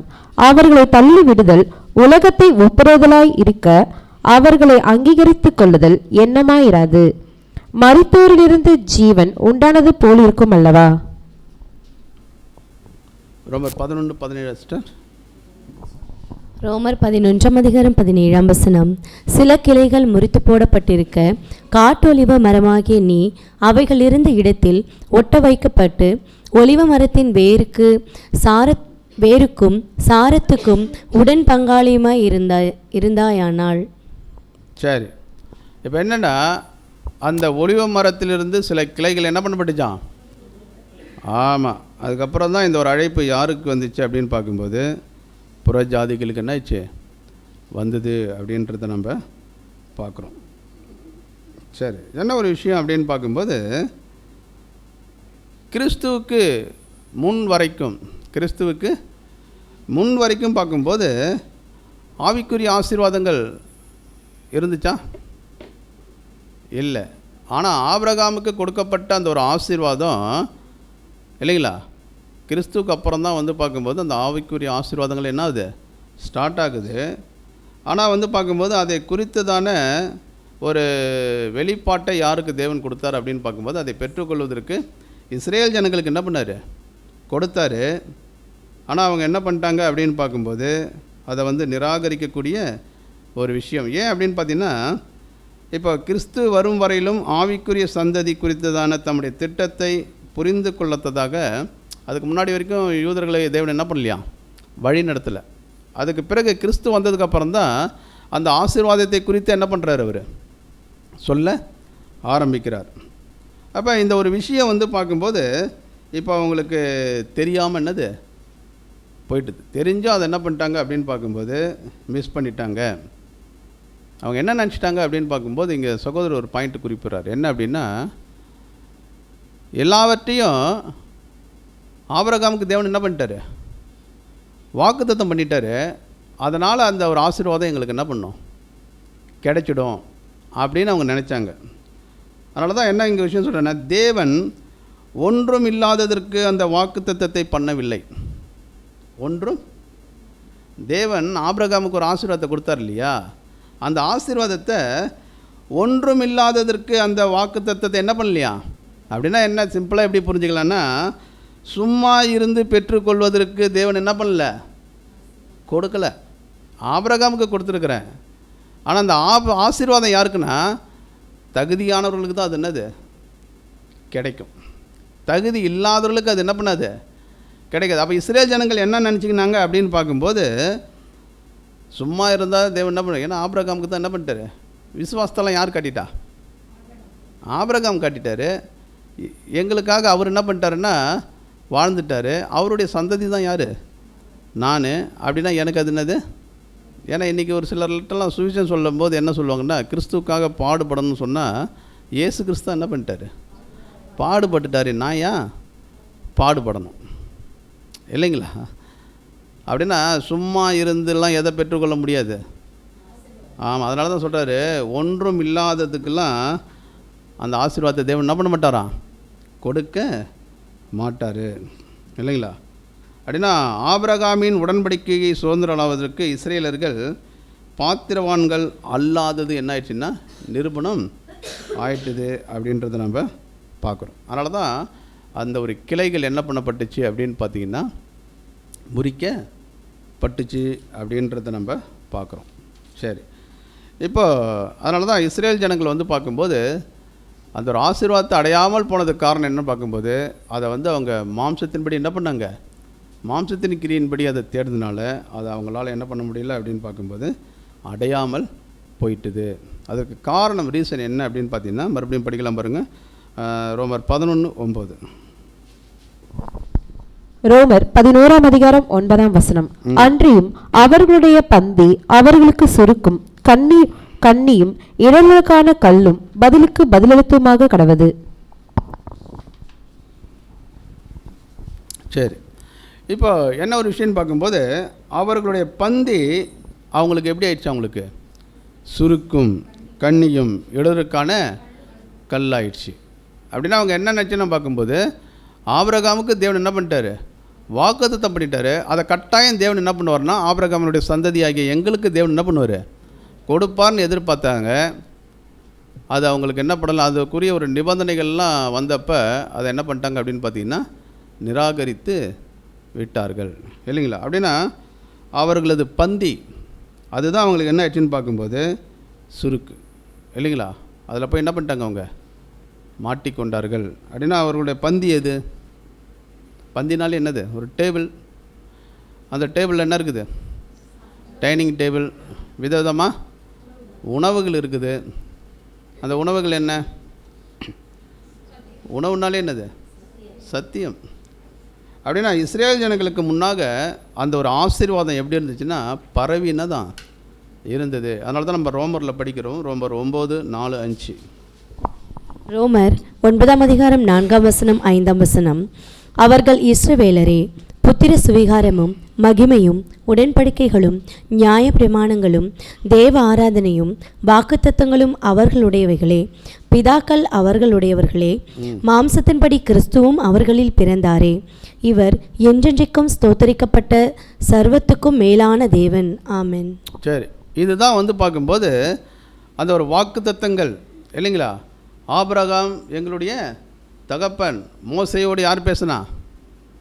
தேவன் பேசினார். நியாயப்பிரமாணம், புத்திர சுவீகாரம், இதெல்லாம் என்ன பண்ணுச்சுன்னா அப்படியே டேபிளில் என்ன பண்ணுது, விதவிதமாக கிடக்குது. அதுதான் வந்து பார்க்கும்போது உணவு எடுத்து என்ன பண்ணலாம் இருக்குது இல்லைங்களா. அதனால தான் இயேசு கிறிஸ்து கூட பார்த்திங்கன்னா அவங்க மத்தியில் வந்திருக்கும்போது ஒரு கானானிய ஸ்திரீ வந்து கேட்குறாங்க இல்லையா. அப்போ கூட இயேசு கிறிஸ்து என்ன சொல்கிறாரு? பிள்ளைகளுடைய அப்பத்தை எடுத்து நாய்க்குட்டிகளுக்கு போடலாகாது இல்லைங்களா. அப்படின்னா பிள்ளைகள் யார் அப்படின்னு பார்க்கும்போது இஸ்ரேல் ஜனங்கள். அப்படின்னா அவங்களுக்கு முன்னால் தான் என்ன இருக்குதுன்னு பார்க்கும்போது அவங்க சாப்பிட்டுட்டு கீழே விழுது இல்லையா துணிக்கை, அது வேணால் உங்களுக்கு என்னது கிடைக்கும். அந்த துணிக்கையை தான் அந்த அம்மா என்ன பண்ணிச்சு, வாங்கின்னு போச்சு. ஓகேங்களா. சரி, அப்போ இதுதான் வந்து பார்க்கும்போது அந்த ஒரு பந்தி. அந்த பந்தியை குறித்து அவங்களுக்கு எப்படி இருந்துச்சுன்னு பார்க்கும்போது ரொம்ப எப்படி இருந்தாங்களாம். அவங்க ஏன் அது கன்னியாக மாறிச்சு, ஏன் அது வந்து அவங்களுக்கு சுருக்காக மாறிச்சு அப்படின்னு பார்க்கும்போது, ஏன் அது அவங்களுக்கு வந்து ஒரு தடுக்கலின் கல்லாக மாறிச்சு அப்படின்னு பார்க்கும்போது, இந்த ஒரு பந்தி, இந்த ஒரு காரியங்களை குறித்து, வாக்குத்தத்தங்களை குறித்து அவங்களுக்குள்ளே இருந்துச்சுன்னா ஒரு மேட்டிமை என்னது இருந்தது, ஒரு கர்வம் இருந்தது. நாங்கள் தான் உலகத்தை என்ன பண்ண போகிறோம், ஆசீர்வதிக்க போகிறோம். அப்படின்னா இதை இழந்து போகிறதுக்கு என்ன ஒரு ரீசனாக இருக்கும்? ஒரு முக்கியமான ரீசன், அவங்க என்ன செய்ய தவறிட்டாங்க? கீழ்ப்படியில். சரி, என்ன அப்படின்னு பார்க்கும்போது வேத வாக்கியங்களை ஆராய என்ன பண்ணிட்டாங்க, தவறி விட்டார்கள். அவங்க பண்ண பெரிய மிஸ்டேக் என்ன தெரியுங்களா? அவங்க கையில் என்ன இருந்துச்சு, பழைய ஏற்பாடு இருந்ததா இல்லையா. அதை யாரை பற்றிலாம் சொல்லப்பட்டிருக்குது, கிறிஸ்துவை பற்றி சொல்லியிருக்குது. முக்கியமாக அவங்கள பற்றி தெளிவாக என்ன பண்ணப்பட்டிருக்குது, சொல்லப்பட்டிருக்குது. அதெல்லாம் அவங்க என்ன பண்ணல, கவனிக்கலை. அதனால தான் அவங்க கண்கள் எப்படிச்சுன்னா குருடாக்கப்பட்டு இருந்தது. அதனால தான் அவங்கள வழிநடத்தவங்களை கூட பார்த்து இயேசு கிறிஸ்து என்ன சொன்னா, குருடனுக்கு ஆமாம் நீங்களும் சொல்லப்பட்டதை என்ன பண்ணுறதில்ல, படித்து தெளிவாக சொல்கிறதும் கிடையாது. நீங்களும் அப்படி இருக்கிறீங்க, உங்கள் கூட இருக்கிறவங்களையும் எப்படி தான் வச்சுருக்கிறீங்க, அதேமாரி வச்சுருக்கிறீங்க. 2 பேரும் எங்கே போய் விழ போகிறீங்க, பள்ளத்தில் விழ போகிறீங்க இல்லைங்களா.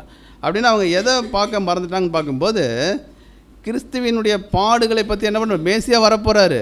ஆனால் மேசியா வந்து என்னென்னலாம் பண்ணுவார் அப்படின்றத குறித்து அங்கே என்ன பண்ணுவார், அவர் வந்து ராஜாவாக வருவார், எல்லா ராஜ்யங்களையும் என்ன பண்ணுவார், தன்னுடைய கட்டுப்பாட்டில் கொண்டுன்னு வருவார். நாம் தான் வந்து பார்க்கும்போது அவரோட கூட வந்து பார்க்கும்போது ராஜாக்களாக வந்து என்ன பண்ண போகிறோம், ஆளுகை செய்ய போகிறோம். இந்த ஒரு மனநிலை மட்டும்தான் அவங்களுக்குள்ளே இருந்ததே கண்டி, மேசியா வந்து ஃபஸ்ட்டு என்னென்னலாம் செய்ய போகிறாருன்றத வேத வாக்கியங்களை அவங்க என்ன பண்ணிட்டாங்க, மறந்து விட்டார்கள்.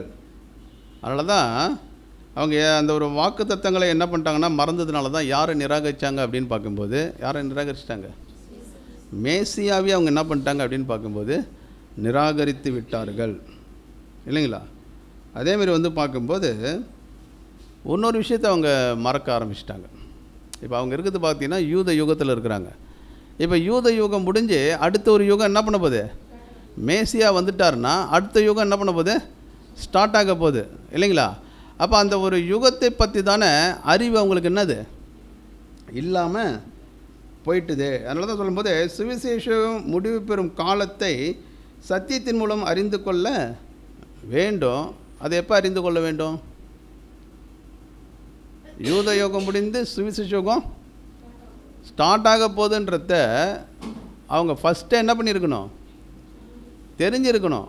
ஆனால் அதை என்ன பண்ணல தெரியுமா, அவங்க அறிந்து கொள்ளவில்லை இல்லைங்களா. இந்த மாதிரி அவங்க இருந்ததுனால தான் அவங்க என்ன பண்ணிட்டாங்க, ஏன்னா ஒரு ஆயத்தமான நிலையில் அவங்க என்னது இல்லை. அப்படி இல்லாததுனால தான் அவங்க என்ன பண்ணிட்டாங்க அப்படின்னு பார்க்கும்போது ஆசீர்வாதத்தை ஆமாம் இழந்து போகிறதுக்கு இதெல்லாம் ஒரு ரீசன். இது அவங்களுக்கு மட்டும் கிடையாது, இது யாருக்கு அப்படின்னு பார்க்கும்போது ஆவிக்குரிய இஸ்ரேலர்களுக்கு தான். ஓகேங்களா. சரி, இப்போ ஒரு கொஸ்டின் ஒன்று கேட்கலாம் தேவனை பார்த்து. என்ன ஒரு கொஸ்டின் அப்படின்னு பார்க்கும்போது, இப்போ அவங்க வந்து இடறி போயிட்டாங்க இல்லையா, இதுக்கு வந்து தேவன் காரணம் சொல்லலாமா, தேவனை காரணம் சொல்லலாமா? அவங்க இடறுவதற்கு தேவன் தான் என்ன பண்ணுறாரு? காரணமாக இருக்குமா? இல்லை. அப்படின்னா அவங்க இடறுவதற்கு எது காரணம்? அவங்க தான். அவங்களுக்குள்ள இருந்த அந்த ஒரு இங்கே சகோதரர் சொல்லும்போது எப்படி சொல்கிறேன்னா, அவங்களுக்குள்ள அந்த கர்வம், அவங்களுக்குள்ள அந்த என்னது மேட்டிமை. அவங்க வந்து பார்க்கும்போது ஆபிரகாமுடைய சந்ததி நாங்கள், அதனால் எல்லாத்தையும் தேவனுக்கு என்ன பண்ணுவார்? கொடுப்பார். நாங்கள் யாருக்கும் என்ன கிடையாது தெரியுங்களா? அடிமையாகணும்னு அவசியம் கிடையாது. யார் எங்களை வந்து விடுதலையாக்க வேண்டிய அவசியமும் கிடையாது. இப்படி தான் அவங்க என்ன பண்ணாங்கன்னா காணப்பட்டார்கள். அப்படின்னா தேவன் வந்து காரணமா அப்படின்னு பார்க்கும்போது தேவன் என்ன கிடையாது தெரியுங்களா? காரணம் கிடையாது. புரியுதுங்களா? அதனால தான் இங்கே ஒரு வசனத்தை நம்ம படிக்கும்போது தேவனுடைய வழிகள் எல்லாம் எப்படி இருக்குது அப்படின்னு பார்க்கும்போது செம்மையானதாக என்ன பண்ணுது? காணப்படுது. அதனால தான் நம்ம வந்து யாக்கோபு 5:17 படிங்க.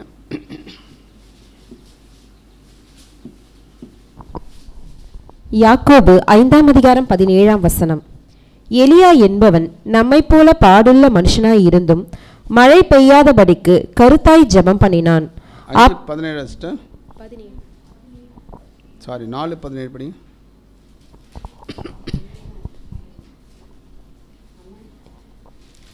யாக்கோபு 4:17. ஆதலால் ஒருவன் நன்மை செய்ய அறிந்தவனாய் இருந்தும் அதை செய்யாமல் போனால் அது அவனுக்கு பாவமாய் இருக்கும். சரி சிஸ்டர், என்ன அந்த வசனம் அப்படின்னு பார்க்கும்போது நன்மையான எந்த ஒரு ஈவும் இல்லைங்களா, அது வந்து யார்கிட்டருந்து வருது அப்படின்னு பார்க்கும்போது ஜோதிகளின் பிதாவின் இடத்துலேருந்து என்ன பண்ணுது? வருது. அப்படின்னா தேவன் என்ன பண்ணுறாரு அப்படின்னு பார்க்கும்போது நன்மையான எந்த ஈவும் என்ன பண்ணுறாரு? கொடுக்குறாரு. ஆனாலும் வந்து பார்க்கும்போது அதை பெற்றுக்கொள்வதற்கு அவங்க எப்படி இருக்கணும் அப்படின்னு பார்க்கும்போது ஆயத்தமாக இருக்கணும். அதேமாதிரி பார்த்திங்கன்னா தேவன் ஒரு விஷயத்தை வந்து வாக்கு பண்ணிட்டார்னா எப்பயுமே என்ன பண்ண மாட்டார்? அவர் மாற மாட்டார். அதனால தான் அவருக்கு குறித்து சொல்லும்போது அவர் எப்படி இருக்கிறாருன்னா மாறாதவராக என்ன பண்ணுறாரு? அப்போ ஆபிரகாமுக்கு வாக்குத்தத்தம் பண்ணிட்டார்னா நிச்சயமாக என்ன பண்ணுவார்? அவர் கொடுப்பார். ஆனாலும் வந்து பார்க்கும்போது அதை பெற்றுக்கொள்வதற்கு அவங்க எப்படி இருக்கணும் பார்க்கும்போது தகுதியானவர்கள் என்றதை என்ன பண்ணுவாங்க? நிரூபிக்கணும் அப்படின்றத நம்ம பார்க்கணும். சரி, இப்போ நம்ம இது வரைக்கும் யாரை குறித்து நம்ம பார்த்தோம் அப்படின்னு பார்த்திங்கன்னா இஸ்ரேல் ஜனங்களை குறித்து நம்ம பார்த்தோம். அவங்க என்ன பண்ணிட்டாங்க அப்படின்னு பார்க்கும்போது அவங்களுக்கு முன்னால் வந்து பார்க்கும்போது ஒரு பந்தி, மிகப்பெரிய ஒரு வாக்குத்தத்தம், ஆசீர்வாதங்கள் எல்லாமே இருந்தது. அதை பெற்றுக்கொள்வதற்கு அவங்க ஏன் வந்து தவறிட்டாங்க அப்படின்னு பார்த்தீங்கன்னா அவர்கள் எதை வந்து பெருசாக நினச்சாங்களோ அதுவே அவங்களுக்கு எப்படி ஆச்சுன்னு பார்க்கும்போது கன்னியாக மாறிடுச்சு. ஏன் அது கன்னியாக மாறிடுச்சு அப்படின்னு பார்க்கும்போது வாக்குத்தத்தம் கொடுத்தவர் உண்மை உள்ளவராக இருக்கிறாரு. ஆனால் அந்த வாக்குத்தத்தத்தை குறித்து தான் அவங்க வந்து மேன்மை பாராட்டினார்களே கண்டி அதை பெற்றுக்கொள்ளத்தக்கதான எந்தவித நடவடிக்கை அவங்க என்ன பண்ணல, எடுக்காதனால அதுவே அவங்களுக்கு என்ன பண்ணிச்சுன்னு பார்க்கும்போது ஒரு தடைக்கல்லாம் என்னது மாறி அவங்கள வந்து பார்த்திங்கன்னா ஒரு தண்டனைக்குள்ளே என்ன பண்ணிச்சு, கொண்டுன்னு போயிடுச்சு. இப்போது இது வந்து பார்க்கும்போது இஸ்ரேல் ஜனங்களை குறித்து நம்ம என்ன பண்ணுறோம், நம்ம பார்க்குறோம். அப்போ வசனம் நம்ம என்ன படிக்கிறோம் அப்படின்னு பார்க்கும்போது 1 கொரிந்தியர் 10:11 படிக்கலாம். 1 கொரிந்தியர் 10:11. இவைகள் எல்லாம் திருஷ்டாந்தங்களாக அவர்களுக்கு சம்பவித்தது, உலகத்தின் முடிவு காலத்தில் உள்ள நமக்கு எச்சரிப்பு உண்டாக்கும்படி எழுதப்பட்டிருக்கிறது. சரி, இப்போது நமக்கும் இதில் என்ன இருக்குது அப்படின்னு பார்க்கும்போது ஒரு எச்சரிப்பு என்ன பண்ணுறாரு, வச்சிருக்கிறாரு. அப்போ என்ன ஒரு எச்சரிப்பு அப்படின்னு பார்க்கும்போது அப்பொழுது வந்து எப்படி இஸ்ரேல் ஜனங்கள் இருந்தாங்களோ, எப்படி இருந்தாங்க? ஆமாம், வாக்குத்தத்தம் இல்லைங்களா, ராஜரிக ஆசாரிய கூட்டம், இதுக்கெல்லாம் நாங்கள் தான் யாருன்னு பார்க்கும்போது சொந்தக்காரங்க அப்படின்ற ஒரு மேட்டிமை சிந்தையில் யார் இருந்தாங்கன்னா இஸ்ரேல் ஜனங்கள் இருந்தாங்க. ஆனாலும் என்ன பண்ணிட்டாங்கன்னு பார்க்கும்போது அதை என்ன பண்ணிட்டாங்க, அவங்க தவற விட்டுட்டாங்க. ஏன்னா அதன்படி அவங்க என்ன பண்ணல, செய்த அந்த ஒரு உடன்படிக்கைக்கு அவங்க என்ன பண்ணலன்னா உண்மையாக இருக்கலை. வாய்ப்பை வந்து அதை என்ன பண்ணிட்டாங்கன்னா நிராகரித்தாங்க. அதனால் அவங்க என்ன பண்ணிட்டாங்கன்னு பார்க்கும்போது ஒரு தண்டனைக்குள்ளே என்ன பண்ணிட்டாங்க, போயிட்டாங்க. அதே மாதிரி வந்து பார்க்கும்போது நடப்பதற்கு என்ன இருக்குது, வாய்ப்பு இருக்குது. எங்கே? ஆமாம், மாம்சீக இஸ்ரேல் ஜனங்களை பற்றி பார்த்தோம். ஆவிக்குரிய இஸ்ரேல்கள் மத்தியில் இதேமாரி என்ன பண்ணுமா, நடக்கும். எப்படி அப்படின்னு பார்க்கும்போது பெயர் அளவிலான ஆவிக்குரிய இஸ்ரேலர்கள் அவங்க எப்படி இருந்துட்டாங்க அப்படின்னு பார்க்கும்போது செய்கிறோன்னு சொல்லி ஆனால் தேவனுக்கு என்ன பண்ணாங்கன்னா முதுகை காட்டினார்கள். அதனால தான் அவங்கள பார்த்து இயேசு கிறிஸ்து என்ன சொன்னார்னா மாயக்காரர்கள். இவங்க யார்? இவங்க மாயக்காரர்கள். ஏன்னா என்ன பண்ணுவோன்னா சொல்லுவாங்க, ஆனால் என்ன பண்ண மாட்டாங்க, செய்ய மாட்டாங்க. தெரியும், ஆனால் தெரியாத மாதிரி என்ன பண்ணுறாங்க, இருந்துருவாங்க. ஏன் அப்படின்னு பார்க்கும்போது அவங்க வந்து இருதயம் எப்படி இருந்துச்சுன்னா தேவனுக்கு ஏற்ற மாதிரி என்னது இல்லை. அவங்க தேவனுடைய பிள்ளைகள், ஆபிரகாமின் பிள்ளைகள் அப்படின்னு சொல்லிக்கின்னு யாருடைய ஸ்பிரிட்டில் அவங்க இருந்தாங்க அப்படின்னு பார்க்கும்போது யாருடைய ஸ்பிரிட்டில் இருந்தாங்க, சாத்தானுடைய ஸ்பிரிட்டு. சாத்தானுடைய ஸ்பிரிட் எப்படிப்பட்டது அப்படின்னு பார்க்கும்போது எப்பயுமே தேவனுக்கு என்னது, எதிர்த்து நிற்பான், கீழ்ப்படிய மாட்டான், இல்லைங்களா? அதே ஒரு விஷயந்தான் யாருக்குள்ளே இருந்துச்சுன்னா இஸ்ரேல் ஜனங்களுக்குள்ளே இருந்தது. ஒரு வேளை ஆவிக்குரிய இஸ்ரேலராக தேவனோடு உடன்படிக்கை பண்ணினவங்களுக்குள்ளும் இந்த மாதிரி இருக்கிறதுக்கு என்ன இருக்குது, வாய்ப்பு இருக்குன்னு சொல்ல இருப்பாங்கன்னா அந்த என்ன பண்ணுறாரு சொல்கிறார். ஒரு வேளை வந்து இருப்பாங்க அப்படின்றத நீங்கள் என்ன பண்ணாதீங்க, கன்ஃபார்ம் பண்ணதில்லை. ஒரு வேளை நம்ம இருந்தோம்னா நம்மளை என்ன பண்ணலாம், நம்ம ஆமாம் சரி பண்ணிக்கணும். சரி பண்ணிக்கிறதுக்கு தான் என்னது சத்தியம், இல்லைங்களா? சத்தியத்துக்கு நம்ம எதிர்த்து நிற்பதற்கு என்ன கிடையாது, எதிர்த்து நிற்கிறதெல்லாம் யாருடைய வேலை, ஆமாம் இல்லைங்களா? சரி பண்ணுறதுக்கு தான் தேவன் என்ன பண்ணுறாரு, சத்தியத்தை கொடுக்குறாரு, இல்லைங்களா? சரி கவனிங்க.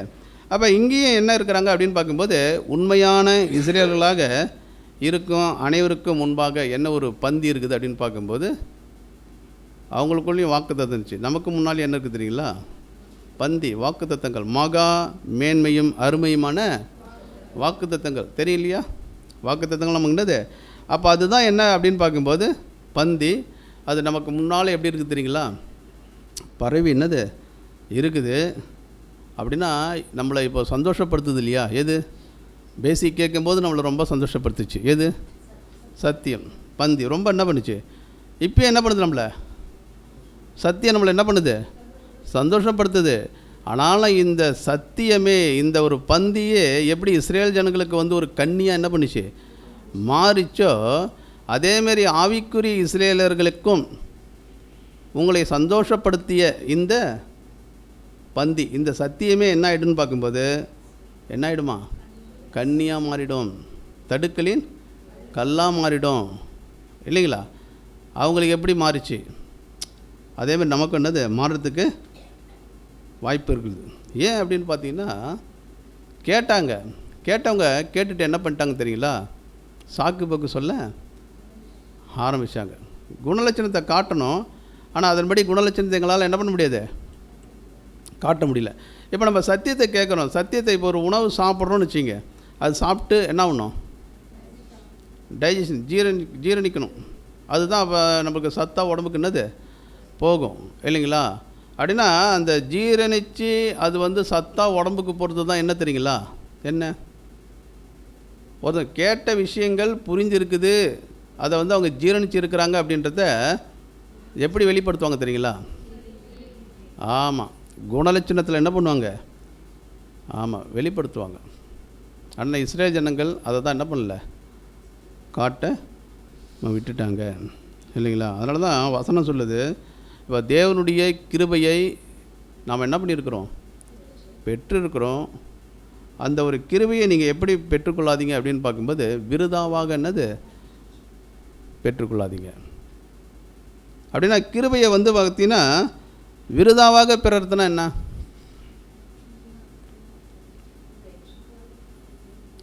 இப்போ விருதா, கிருபையை விருதா பெறறதுனா என்ன, விருதான்னா என்னது, வீண். ஒருத்தங்க ஒரு விஷயத்துக்காக வந்து பார்க்கும்போது அலைஞ்சி திரிஞ்சு போகிறாங்கன்னு வச்சுக்க, ஒருத்தர் பார்த்து கேட்குற, ஏன்பா வேஸ்ட்டாக என்ன பண்ணுற, அலையிற, கேட்குறாங்க இல்லையா? அதேமாரி தான் என்னென்னா கிருபை விருதான்னா வீணற்றது, இல்லை வீண் பயனற்றது. எந்த பயனும் தேவன் உங்களுக்கு கிருபை செய்தும் அதனால் எந்த பயனும் யாருக்கும் கிடையாது, தேவனுக்கும் கிடையாது, யாருக்கும் கிடையாது, நமக்கும் எந்த விதமான ஒரு விஷயம் என்னது கிடையாது. அதனால தான் தேவனுடைய பிள்ளைகள் எப்படி இருக்கணும், கிருதய விருதோ பெறக்கூடாது. ஒரு வேளை வந்து பார்க்கும்போது கிருதய விருதோ பெறாங்கன்னா எப்படி அப்படின்னு பார்த்தீங்கன்னா படிக்கலாம் பாருங்கள். லூக்கா 12ஆம் அதிகாரம்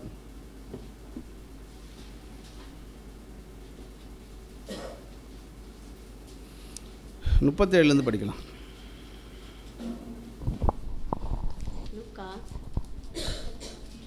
12ஆம் அதிகாரம் 37ஆம் வசனம் முதல் 41 வரைக்கும் 37ஆம் வசனம் முதல் 41ஆம் வசனம் வரை. எஜமான் வரும்போது விழித்திருக்கிறவர்களாக காணப்படுகிற ஊழியக்காரரே பாக்கியவான்கள். அவர் அறை கட்டிக்கொண்டு அவர்களை பந்தியிருக்கச் செய்து சமீபமாய் வந்து அவர்களுக்கு ஊழியம் செய்வார் என்று மெய்யாகவே உங்களுக்கு சொல்லுகிறேன். அவர் 2ஆம் ஜாமத்திலாவது 3ஆம் ஜாமத்திலாவது வந்து அவர்கள் அப்படியே இருக்க கண்டால் அவ்வூழியக்காரர் பாக்கியவான்கள். திருடன் இன்ன நேரத்தில் வருவான் என்று வீட்டெஜமானுக்கு தெரிந்திருந்தால் அவன் விழித்திருந்து தன் வீட்டை கன்னமிட ஒட்டான் என்று அறிந்திருக்கிறீர்கள். அந்தபடியே நீங்கள் நினையாத நேரத்தில் மனுஷகுமாரன் வருவார்.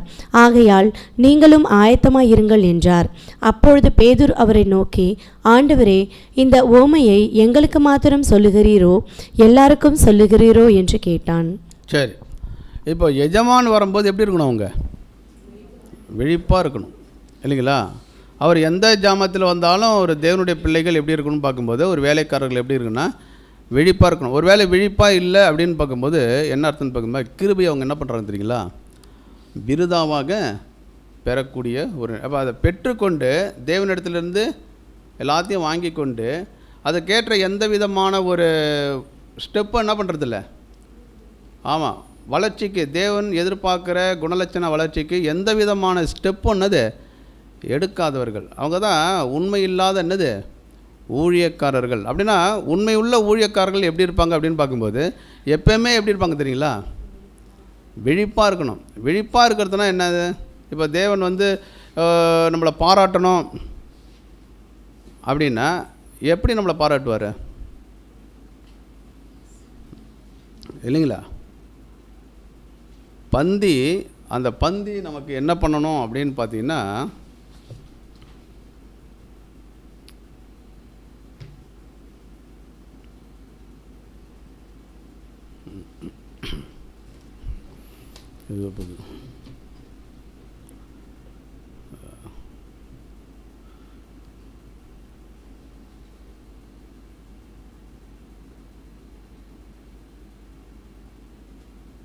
சரி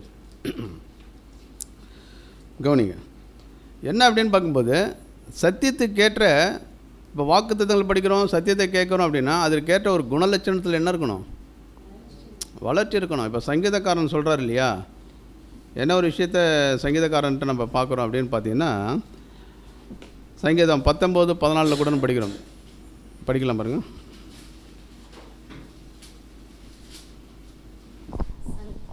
பத்தொன்பதாம் சங்கீதம் 14ஆம் வசனம். 14ஆம் வசனம்.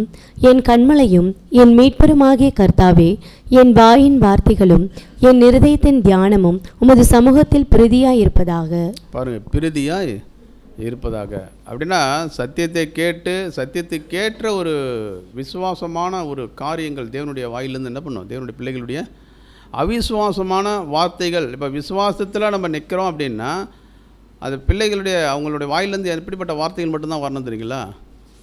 விசுவாசத்திற்கு ஏற்ற ஒரு வார்த்தையாக தான் வரணும். அவிசுவாசத்திற்கு ஏற்ற வார்த்தைகள் என்ன பண்ணக்கூடாது? வரக்கூடாது. ஏன்னா நம்ம எதில் நிற்கிறோம்?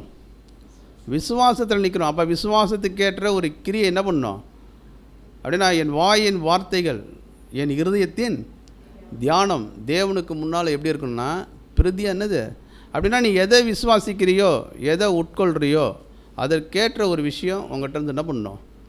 வெளிப்படணும். அப்போ நம்மகிட்ட இருந்து பார்க்கும்போது அவிசுவாசமான காரியங்களே வெளிப்படுது அப்படின்னா தேவனுடைய வாக்குத்தத்தத்தின் மேலே நமக்கு என்ன இல்லை? விசுவாசம் கிடையாது. அதற்கேற்ற ஒரு குணலட்சண வளர்ச்சி இருக்கணும். தேவன் என்ன ஒரு விஷயத்தை நம்மகிட்ட என்ன பண்ணுறாரு? ஆமாம், ஏன்னா சத்தியத்தை பேசுறது பெருசு இல்லை, சத்தியத்தின்படி என்னது வாழ்கிறது ரொம்ப கஷ்டம்தான். சிலர் வந்து பார்க்கும்போது சப்ஜெக்ட் கூட நல்லா என்ன பண்ணலாம் பேசுவாங்க. சில விஷயங்கள் வந்து பார்க்கும்போது அவங்ககிட்ட தனிப்பட்ட முறையில் பேசும்போது பேச்சே எப்படி இருக்கும் தெரியுங்களா? வித்தியாசமாக இருக்கும். ஒரு தன்மையான பேச்சே என்ன பண்ணாது? இருக்காது. ஒரு கடினமான வார்த்தைகள். அப்போ தேவனுடைய பிள்ளைகள் எல்லா சூழ்நிலையிலையும் என்ன பண்ண தெரியுங்களா? நம்ம எதை விசுவாசிக்கிறோமோ அந்த விசுவாசத்துக்கேற்ற கிரிகள் என்ன பண்ணணும்? வெளிப்படுத்த எந்த சூழ்நிலையிலையும். அதனால தான் சொல்கிறார், ஆவியிலே எளிமை உள்ளவர்கள் பணிவு. எல்லா இடத்துலையும் வந்து பார்க்கும்போது பணிவு இருக்கணும். எல்லாத்துக்கும் வந்து பார்க்கும்போது சின்ன சின்ன விஷயங்களெல்லாம் வந்து பார்க்கும்போது பெருசாக்கி நம்ம என்ன பண்ணக்கூடாது, ஆவியில் பணிவு இருக்கணும்.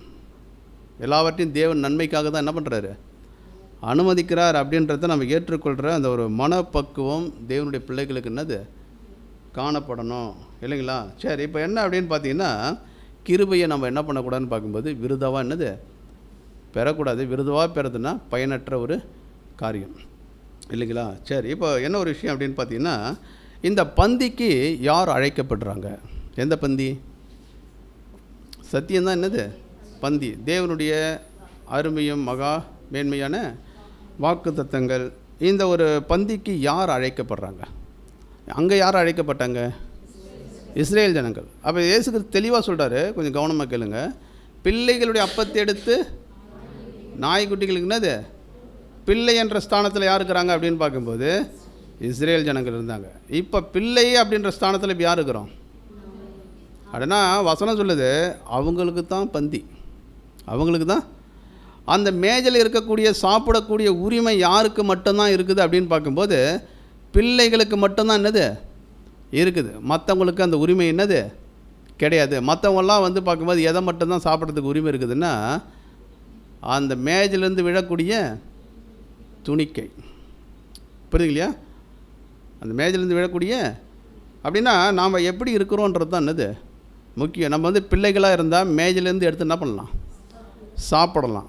பிள்ளைகளாக இல்லை அப்படின்னா என்ன தான் பண்ணணும், விழுது இல்லையா? அவங்க சாப்பிட்டு மிச்சம் என்ன பண்ணுது, விழுது இல்லையா? ஏன் அப்படின்னு பார்க்கும்போது இது ஒரு உதாரணம் சகோதரர் சொல்கிறார். என்னென்னு பார்க்கும்போது, இப்போது ஆசரிப்பு கூடாரத்தில் யார் மட்டும்தான் உள்ளே இருக்கலான்னு பார்க்கும்போது ஆசாரியர்கள் மட்டும்தான் என்னது உள்ளே இருப்பாங்க.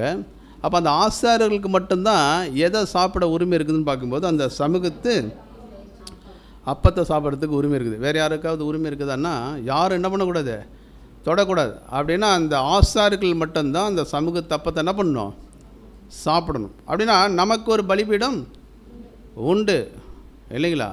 அப்போ அந்த பலிபீடத்தில் வந்து பார்க்கும்போது நமக்கு வந்து ஊழியம் செய்யக்கூடிய உரிமையை தேவன் என்ன பண்ணியிருக்கிறாரு, கொடுத்துருக்கிறாரு.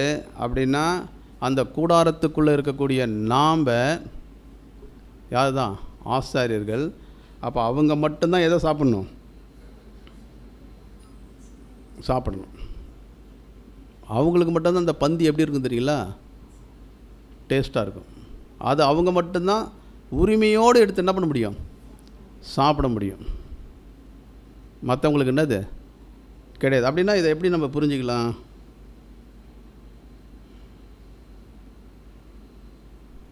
எப்படி புரிஞ்சுக்கலாம்?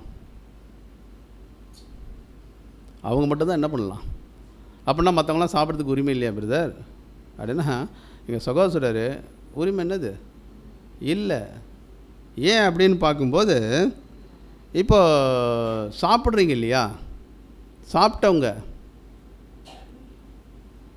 அந்த உணவு எப்படிப்பட்டதுன்னு அவங்களுக்கு என்னது, அதனுடைய மதிப்பு என்னான்றது அவங்களுக்கு தெரியும். அதை எப்படி செய்யணுன்றது யாருக்கு தெரியும், யாருக்கு தெரியும், தெரியும், சாப்பிட்டவங்களுக்கும் தெரியும் இல்லைங்களா? என்னென்னா சாப்பிட்றது பெருசு கிடையாது, கேட்குறதெல்லாம் பெருசு கிடையாது. அதை எப்படி நீங்கள் ருசிச்சு இருக்கிறீங்க. ஏன்னா ருசித்தவர்கள் என்ன பண்ணுவாங்கன்னு பார்க்கும்போது தேவனுடைய சித்தம் இல்லைங்களா, அவங்களுடைய அந்த அர்ப்பணிப்பு, அதற்காக தங்களுக்கு உண்டான எல்லாவற்றையும் என்ன பண்ணுறாங்க தெரியுமா, கொடுத்துருவாங்களாம். யார்?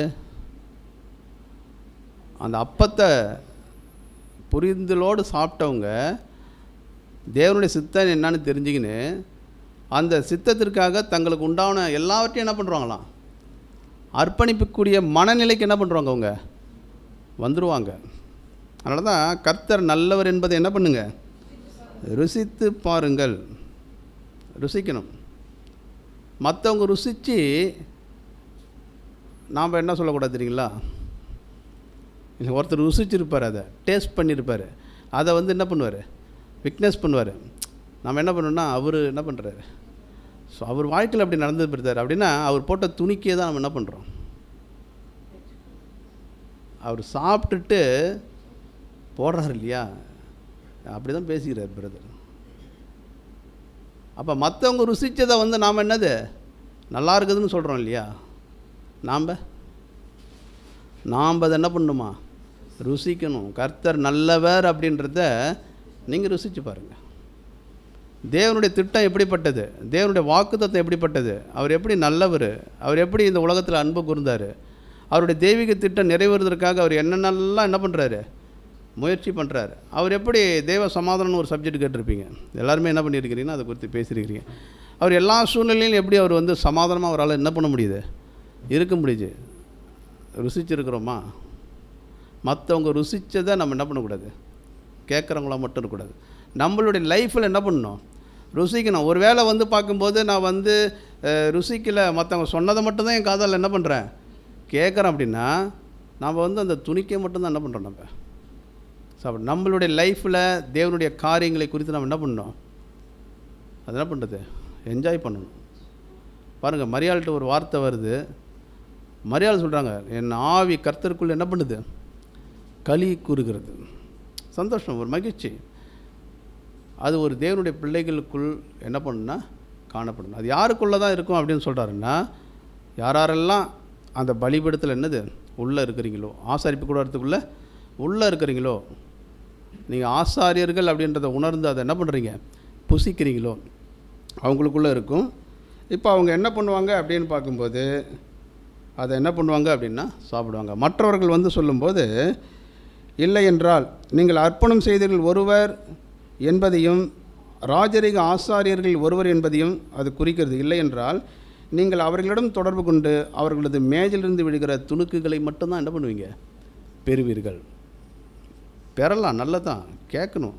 கேட்டுட்டு அடுத்து நம்மளுடைய லைஃப்பில் நம்ம என்ன பண்ணாத ருசிக்க ஆரம்பிக்கணும் அப்படின்றத நம்ம என்னது பார்க்குறோம். சரி சிஸ்டர், இப்போ இந்த ஒரு சத்தியத்தை கொடுத்து நம்ம படிக்கும்போது தேவன் வந்து பார்த்திங்கன்னா இந்த பந்தி நமக்கு முன்பாக எப்படி இருக்குதுன்னா பரவினது கிடக்குது. அந்த பந்தியை வந்து பார்க்கும்போது தேவன் நிறைய விதங்களில் என்ன பண்ணுறாரு, கொடுக்குறார். அருமையும் மகா மேன்மையான வாக்குத்தத்தங்கள் நிறைய விஷயங்களை கொடுக்குறாரு. அதேமாதிரி பார்த்திங்கன்னா விசேஷமாக தற்காலத்துக்குரிய சத்தியத்தையும் நமக்கு என்ன பண்ணுறாரு, காலத்துக்கேற்ற சத்தியத்தையும் கொடுக்குறார். ஒவ்வொரு டைமுக்கும் ஏற்ற ஒரு சத்தியத்தை தேவன் என்ன பண்ணுறாரு, அவருடைய பிள்ளைகளுக்கு கொடுக்குறாரு. இதெல்லாம் கொடுக்குறாருன்னா நோக்கம் என்னவாக இருக்கும் பாருங்கள். நம்ம பேசிக் கேட்கும்போது இருந்த மாதிரியே சத்தியம் இருக்குது. நிறைய சத்தியத்தை தேவன் என்ன பண்ணியிருக்கிறாரு, கொடுத்துருக்கிறார் இல்லையா. ஏன் அதனுடைய நோக்கம் என்ன பாருங்கள். அந்த காலத்துக்கேற்ற சத்தியத்தை கொடுக்குறாரு இல்லையா, அது கூட வந்து பார்க்கும்போது ஒரு சாராருக்கு மட்டும்தான் எப்படி இருக்குமா, அது சந்தோஷமாக இருக்குமா, புத்துணர்வாக இருக்குமா, உற்சாகத்தைப்படுத்துமா. அது அவங்க ஓடுற ஓட்டத்தில் சோர்வாக இருந்தாலும் மறுபடியும் எழுந்து என்ன பண்ணுவாங்களா தெரியுமா அந்த சத்தியத்தை கேட்கும்போது. ஏன்னா தேவன் என்ன பண்ணுவாங்க, ஏன் காலத்துக்கேற்ற சத்தியத்தை வந்து படிப்படியாக கொடுத்துனுக்கிறாருன்னா, எடுத்த உடனே எல்லாத்தையும் கொடுத்துட்டு அவங்களால என்ன பண்ண முடியாது, ஜீரணிக்க முடியாது. கொஞ்சம் கொஞ்சமாக ஏன் கொடுக்குறாருன்னா, ஒவ்வொரு டைம்லேயும் நீ என்ன பண்ணு, கொஞ்சம் சோர்வு ஆகும்போது ஒரு விஷயத்தை கொடுப்பார், உடனே என்ன பண்ணுவோம் தெரியுமா. ஏன்னா ஓடுகிறவர்களை தேவன் என்ன பண்ணுறாரு தெரியுமா, இன்னும் உற்சாகப்படுத்தணும். அப்போ தான் அவங்க இன்னும் என்ன பண்ணுவாங்க, நல்லா ஓடுவார்கள். அப்படின்னா காலத்துக்கேற்ற சத்தியத்தை கொடுக்குறதுனுடைய நோக்கம் என்னென்னா, நீ பரிசுத்தமாகிக்கின்ற கிடைச்ச சத்தியத்தில் நீ என்ன பண்ணுற, நீ பரிசுத்தமாகிற அப்படின்னா நீ இன்னும் என்ன பண்ணணும், பரிசுத்தமாகணும். அதனால தான் நம்ம படிக்கிறோம். வெளிப்படுத்தல் 22:11 படிங்க.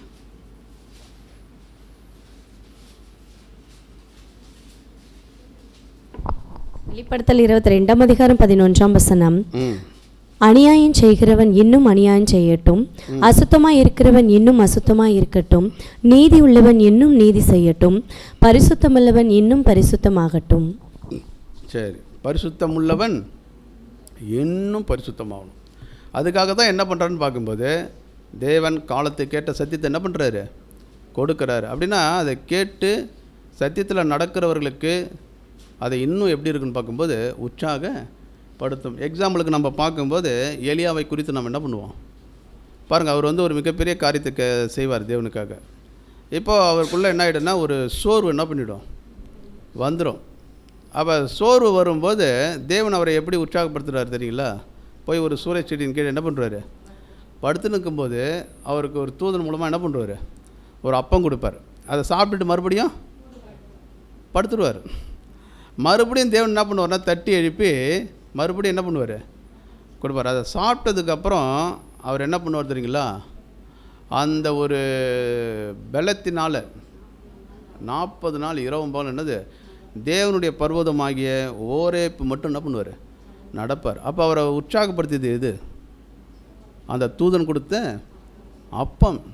அப்படின்னா தேவன் வந்து பார்க்கும்போது காலத்துக்கேற்ற சத்தியத்தை வந்து ஏன் வந்து கொடுக்குறாரு. ஒரு சிலருக்கு வந்து சந்தோஷமாக இருக்குது, ஒரு சிலருக்கு அது எப்படி இருக்குது, கஷ்டமாக இருக்குது. அப்படின்னு பார்க்கும்போது ஓடுகிறவர்களுக்கு தன்னை இன்னும் பரிசுத்தமாகணும், தேவனுக்கு பிரியமாக மாறணும் அப்படின்னு நினைக்கிறவங்களுக்கு காலத்துக்கேற்ற சத்தியம் எப்படி இருக்குன்னா இன்னும் உற்சாகத்தை என்ன பண்ணுது, கொடுக்கணும். இன்னும் தேவனுக்காக என்ன பண்ணணும், ஓடணுன்ட்டு அவங்கள வந்து ஒரு ஊந்துதல் என்ன பண்ணும் அவங்களுக்குள்ள காணப்படும் இல்லைங்களா. மற்றவர்களுக்கு வந்து பார்க்கும்போது அது வந்து ஒரு பெரிய விஷயமா என்ன பண்ணாது, தெரியாது. யாருக்குள்ளே இந்த பரிசுத்தமாகுதல் ப்ராசஸ் நடந்து கொண்டு இருக்கிறதோ அவங்களுக்கு ஏற்ற கால சத்தியம் எப்படி இருக்கும் தெரியுங்களா, ஒரு உற்சாகத்தை என்ன பண்ணும், கொடுக்கக்கூடியதாக காணப்படும் அப்படின்றத நம்ம பார்க்குறோம். பாருங்கள், லூக்கா 14:29-30 படி.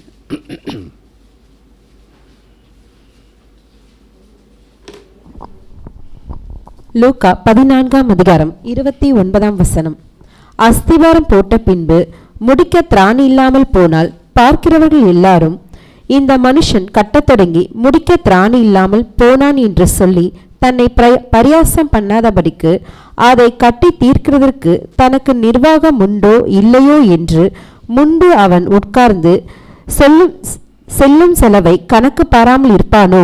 சரி, அப்போ என்ன ஒரு விஷயத்தை இந்த ஒரு ஓமையில் நம்ம புரிஞ்சுக்கிறோன்னு பார்க்கும்போது, ஒருத்தவங்க வந்து ஒரு பில்டிங் என்னது கட்ட தொடங்கி அவங்க என்ன பண்ணக்கூடாதுன்னு பார்க்கும்போது பாதியிலே என்ன பண்ணக்கூடாது, நிறுத்தக்கூடாது. அப்படின்னா செல்லும் செலவு என்ன பண்ணணும், கணக்கு பார்க்க வேண்டும் இல்லைங்களா. அப்படின்னா நீங்கள் பாதியிலேயே எதையும் என்ன பண்ணக்கூடாது, நிறுத்தக்கூடாதுன்றதுக்காக தேவன் அந்த ஒரு காலத்துக்கேற்ற சத்தியத்தை அப்பப்போ என்ன பண்ணுவார், கொடுத்து கொண்டே இருப்பார். ஓகேங்களா. சரி, அடுத்தது வந்து பார்க்கும்போது இப்போ இந்த சத்தியம் கொடுக்கப்பட்டதனுடைய நோக்கமே என்ன அப்படின்னு பார்த்தீங்கன்னா படிக்கலாம் பாருங்கள். 2 கொரிந்தியர் 7:1. 2 கொரிந்தியர் 7:1. இப்படிப்பட்ட வாக்குத்தத்தங்கள் நமக்கு உண்டாயிருக்கிறபடியினால் பிரியமானவர்களே, மாம்சத்திலும் ஆவியிலும் உண்டான எல்லா அசுசியும் நீங்க நம்மை சுத்திகரித்து கொண்டு பரிசுத்தமாகுதலை தேவ பயத்தோடு பூரணப்படுத்த கடவோம். பாருங்கள், அப்போ பரிசுத்தமாகுதலை தேவ பயத்தோடு என்னது பூரணமாக்க கடவோம். அப்படின்னா அந்த கிறிஸ்துவின் சாயல் நமக்குள்ள என்னது வரணும் இல்லைங்களா. நல்லா ஓடுறாங்க, சத்தியத்துக்கேற்ற ஸ்டெப் அதிகமாக எடுக்கிறாங்க. அவங்க இன்னும் வந்து பார்க்கும்போது அவங்களுடைய ஓட்டத்தை நல்லா ஓடுவதற்கு தேவன் ஏற்ற கால சத்தியத்தை என்ன பண்ணுவார், கொடுப்பார். ஓகேங்களா. சரி, அப்படின்னா என்ன ஒரு விஷயத்தை நம்ம புரிஞ்சுக்கிறோம் அப்படின்னு பார்க்கும்போது, மாம்சீக இஸ்ரேலர்கள் எப்படி ஒரு விஷயத்தை குறித்து என்ன பண்ணாங்க, மேன்மை பாராட்டினாங்க. ஆனாலும் வந்து பார்க்கும்போது அதன்படி அவங்க வந்து நடக்காததுனால அதுவே அவங்களுக்கு என்ன ஆயிடுச்சுன்னு பார்க்கும்போது கண்ணியும் சுருக்கும் அது வந்து பார்க்கும்போது தடுக்கலின் கல்லுமாக மாறிடுச்சு இல்லைங்களா. ஆசீர்வாதத்தை இழந்து போயிட்டாங்க. அதே மாதிரி தேவனுடைய பிள்ளைகளுக்கு முன்பாக தேவன் என்ன பண்ணுறாருன்னா பந்தி வச்சுருக்கிறாரு. அநேக சத்தியங்கள், காலத்துக்கேற்ற சத்தியங்கள், மகா மேன்மை அருமையான வாக்குத்தத்தங்கள் எல்லாமே இருக்குது. அதை பெற்றுக்கொள்ளணும் அப்படின்னா அதற்கு தகுதி உள்ளவர்களாக நம்ம என்னது தேவன் எதிர்பார்க்கக்கூடிய நன்மைகளை நம்ம என்ன பண்ணணும், செய்யக்கூடியவர்களாக இருக்கணும். ஒரு வேளை நம்ம செய்யலை அப்படின்னா நம்ம எப்படி வேணாலும் இருந்துட்டு அதை பெற்றுக்கொள்ள முடியுமானா முடியாது. அதுவே அவங்களுக்கு என்ன ஆகிடுன்னு பார்க்கும்போது ஒரு தடுக்கலின் கல்லாக என்னது மாறி விடும் அப்படின்றத நம்ம பார்க்குறோம்.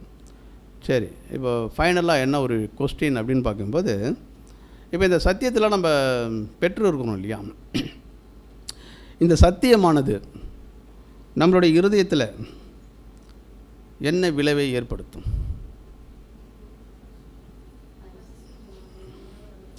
சரி, சத்தியத்தை நம்ம கேட்டிருக்கிறோம், தேவனுடைய திட்டங்களை என்ன பண்ணியிருக்கிறோம், பெற்றிருக்கிறோம். இப்போ இந்த சத்தியம் வந்து நம்மளுடைய இருதயத்தில் ஏதாவது ஒரு மாற்றத்தை நமக்குள்ளே கொண்டு வந்திருக்குதா, ஒரு தெளிவை கொண்டு வந்திருக்குதா, இல்லைன்னா அந்த சத்தியத்தின் மூலமாக அனுபவங்களை நம்ம என்ன பண்ணியிருக்கிறோம், பெற்று இருக்கிறோமா? இந்த சத்தியத்தை நான் பெற்றுக்கொண்டதுனால எனக்குள்ளே என்ன இருக்குது? ஒரு மனநிறைவு வந்திருக்குதா?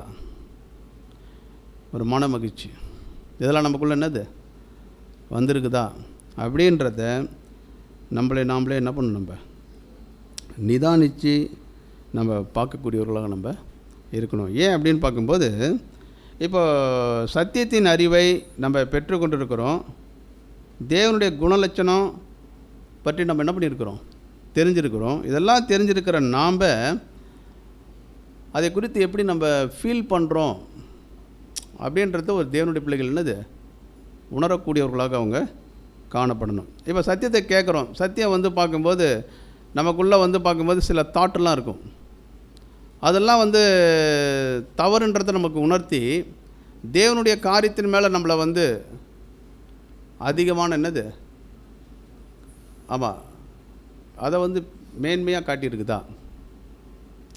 இப்போ வந்து நம்ம வந்து பார்க்கும்போது பழைய விஷயங்களை குறித்து வந்து பார்க்கும்போது இது உலக பிரகாரமாக இப்படி இருந்தால் அப்படி இருந்தால் நல்லாயிருக்கும் அப்படின்றதெல்லாம் நம்ம என்ன பண்ணியிருப்போம்? நினச்சிருப்போம். ஆனால் சத்தியத்தை பெற்றுக்கொண்டதுக்கப்புறம் நான் யார் என்றதை உணரும்படி சத்தியம் எனக்கு செஞ்சுருக்குதா? நான் கேட்கல, பிரதர் என்ன பண்ணியிருக்கிறார் கேட்குறாரு. என்ன கேட்குறாருன்னா, நான் வேறு யாரோ என்று உணரும்படி செய்திருக்குதா? ஏன்னா சத்தியத்தை கேட்டிருக்குன்னா, இயேசு கிறிஸ்து வந்து பார்க்கும்போது 30 வயசு வரைக்கும் எப்படி இருந்தார்? ஆமாம், அந்த 30வது வயதில் வந்து பார்க்கும்போது அர்ப்பணித்ததுக்கப்புறம் வானம் அவருக்கு என்ன பண்ணிச்சு? திறக்கப்பட்டதுக்கப்புறம் புரிஞ்சுக்கினார், நான் யார் கிடையாதுன்னா உலகத்துக்குரியவன் கிடையாது, நான் வேறு. நீங்கள் எல்லாம் வந்து பார்க்கும்போது இங்கே கீழேருந்து என்ன பண்ணீங்க? உருவானவர்கள். நான் வந்து பார்க்கும்போது வானத்திலேருந்து வந்த, அப்போ நான் இந்த உலகத்துக்குரியவனே என்னது கிடையாது. அப்படின்னா என்னுடைய குடியிருப்பு எங்கே இருக்குதுன்னா எங்கள் அப்பா அங்கே தான் இருக்கிறார். நான் அங்கே போய் எப்படியாவது என்ன பண்ணணும்? அவருடைய சித்தத்தை நிறைவேற்றிட்டு எங்கே போயிடணும்? அங்கே நான் போயிடணும். அப்படின்னா இந்த ஒரு சத்தியத்தின் மூலமாக இந்த ஒரு மனநிலைக்கு நம்ம வந்திருக்கிறோமா? புரியுது இல்லையா? இதை தான் என்ன பண்ணுறாருன்னா அங்கே ஒரு கொஸ்டினாக என்ன பண்ணுறாருன்னா வைக்கிறார். இதில் இன்னொரு கொஸ்டின் கேட்குறார். என்ன அப்படின்னா, இப்போ தேவனுடைய திட்டங்கள் தெரியுது, தேவன் எப்படிப்பட்டவர்களுக்கு அந்த ஆசீர்வாதத்தை என்ன பண்ணுறாரு கொடுக்குறான்னு தெரியுது. மூணாவது, தேவனுடைய நியாய தீர்ப்பு நாளையும் நமக்கு என்னது தெரியும். ஒருவேளை வந்து பார்க்கும்போது இஸ்ரேல் ஜனங்கள் வந்து பார்த்திங்கன்னா நிறைவேற்றுறன்னு சொல்லிவிட்டு நிறைவேற்றாமல் போகும்போது ஒரு பனிஷ்மெண்ட்டுக்குள்ளே, தண்டனைக்குள்ளே என்ன பண்ணிட்டாங்க? போயிட்டாங்க இல்லையா? அப்படின்னா அவங்கள தேவன் தண்டித்தது உண்மையாக என்ன பண்ணார்? தண்டித்தார். அவங்க ஒரு பனிஷ்மெண்ட்டுக்குள்ளே என்ன பண்ணாங்க? போனாங்க. அப்படின்னா என்ன சொல்கிறாருன்னா, தேவன் எப்படிப்பட்டன்னு தெரியுங்களா? பாவியின் மேல் நாள்தோறும் என்னது சினங்கொள்கிற தேவன்.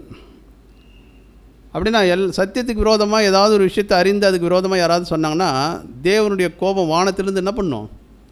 வெளிப்படும். இதெல்லாம் தெரியுதா? தேவன் பாவிக்கு என்ன பண்ணுறாரு? மேட்டி மேலருக்கு எப்படி இருக்கிறாரு? எதிர்த்துன்னு இருக்கிறார். பாவின் மேல் என்ன பண்ணுறாரு?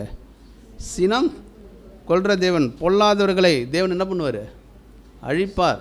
இதெல்லாம் உண்மையா? வசனம்லாம் உண்மையா? உண்மைதானே? உண்மைதான் இல்லைங்களா? ஏன்னா பாவத்தை தெரிஞ்சே செய்கிறவங்கள வந்து யோவானில் சொல்லப்படுது. அவங்க யார் பிள்ளைகள்னு பார்க்கும்போது பிசாசின் பிள்ளைகள். பிசாசினுடைய கிரிகளை அழிப்பதற்கு தான் யார் வெளிப்பட்டார்னா தேவகுமார் என்ன பண்ணார்?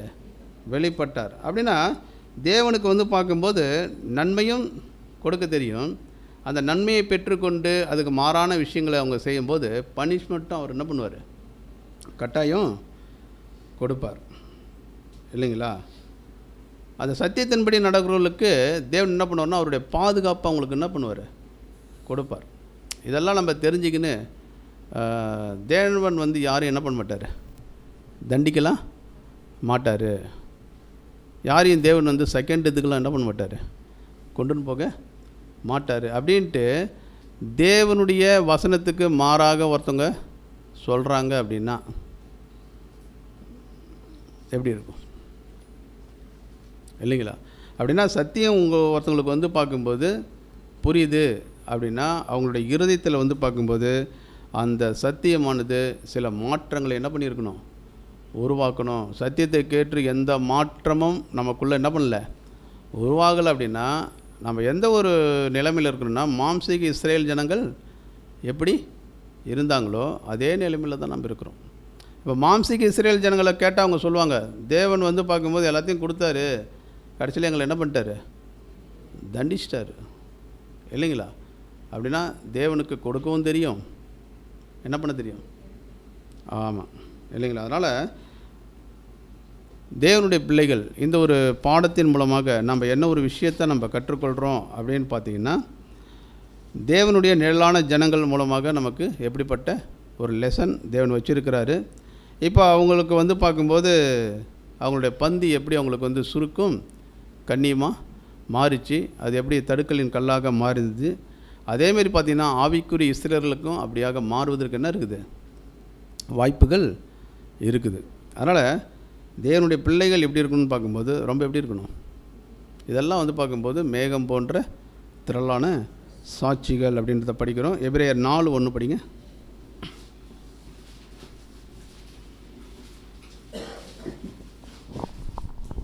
எபிரேயர் 4:1 ஆனபடியினாலே அவருடைய இளைப்பாறுதலில் பிரவேசிப்பதற்கு ஏதுவான வாக்குத்தத்தம் நமக்கு உண்டாயிருக்க, உங்களில் ஒருவனும் அதை அடையாமல் பின்வாங்கி போனவனாக காணப்படாதபடிக்கு பயந்திருக்க கடவோம். பாருங்க, அந்த ஒரு இளைப்பாறுதலுக்குள்ளே வந்தவங்க அதை வந்து பின்வாங்கி போகாதபடிக்கு என்னது ஜாக்கிரதையாக இருங்க. ஏன் அப்படின்னு பார்க்கும்போது, நாம் முன்னரே பெற்ற ஆசீர்வாதங்களை நாம் சரியானபடி பயன்படுத்த தவறுவோமானால் உலகத்தின் புறம்பான இருளிலே தள்ளப்படுவோம் இல்லைங்களா?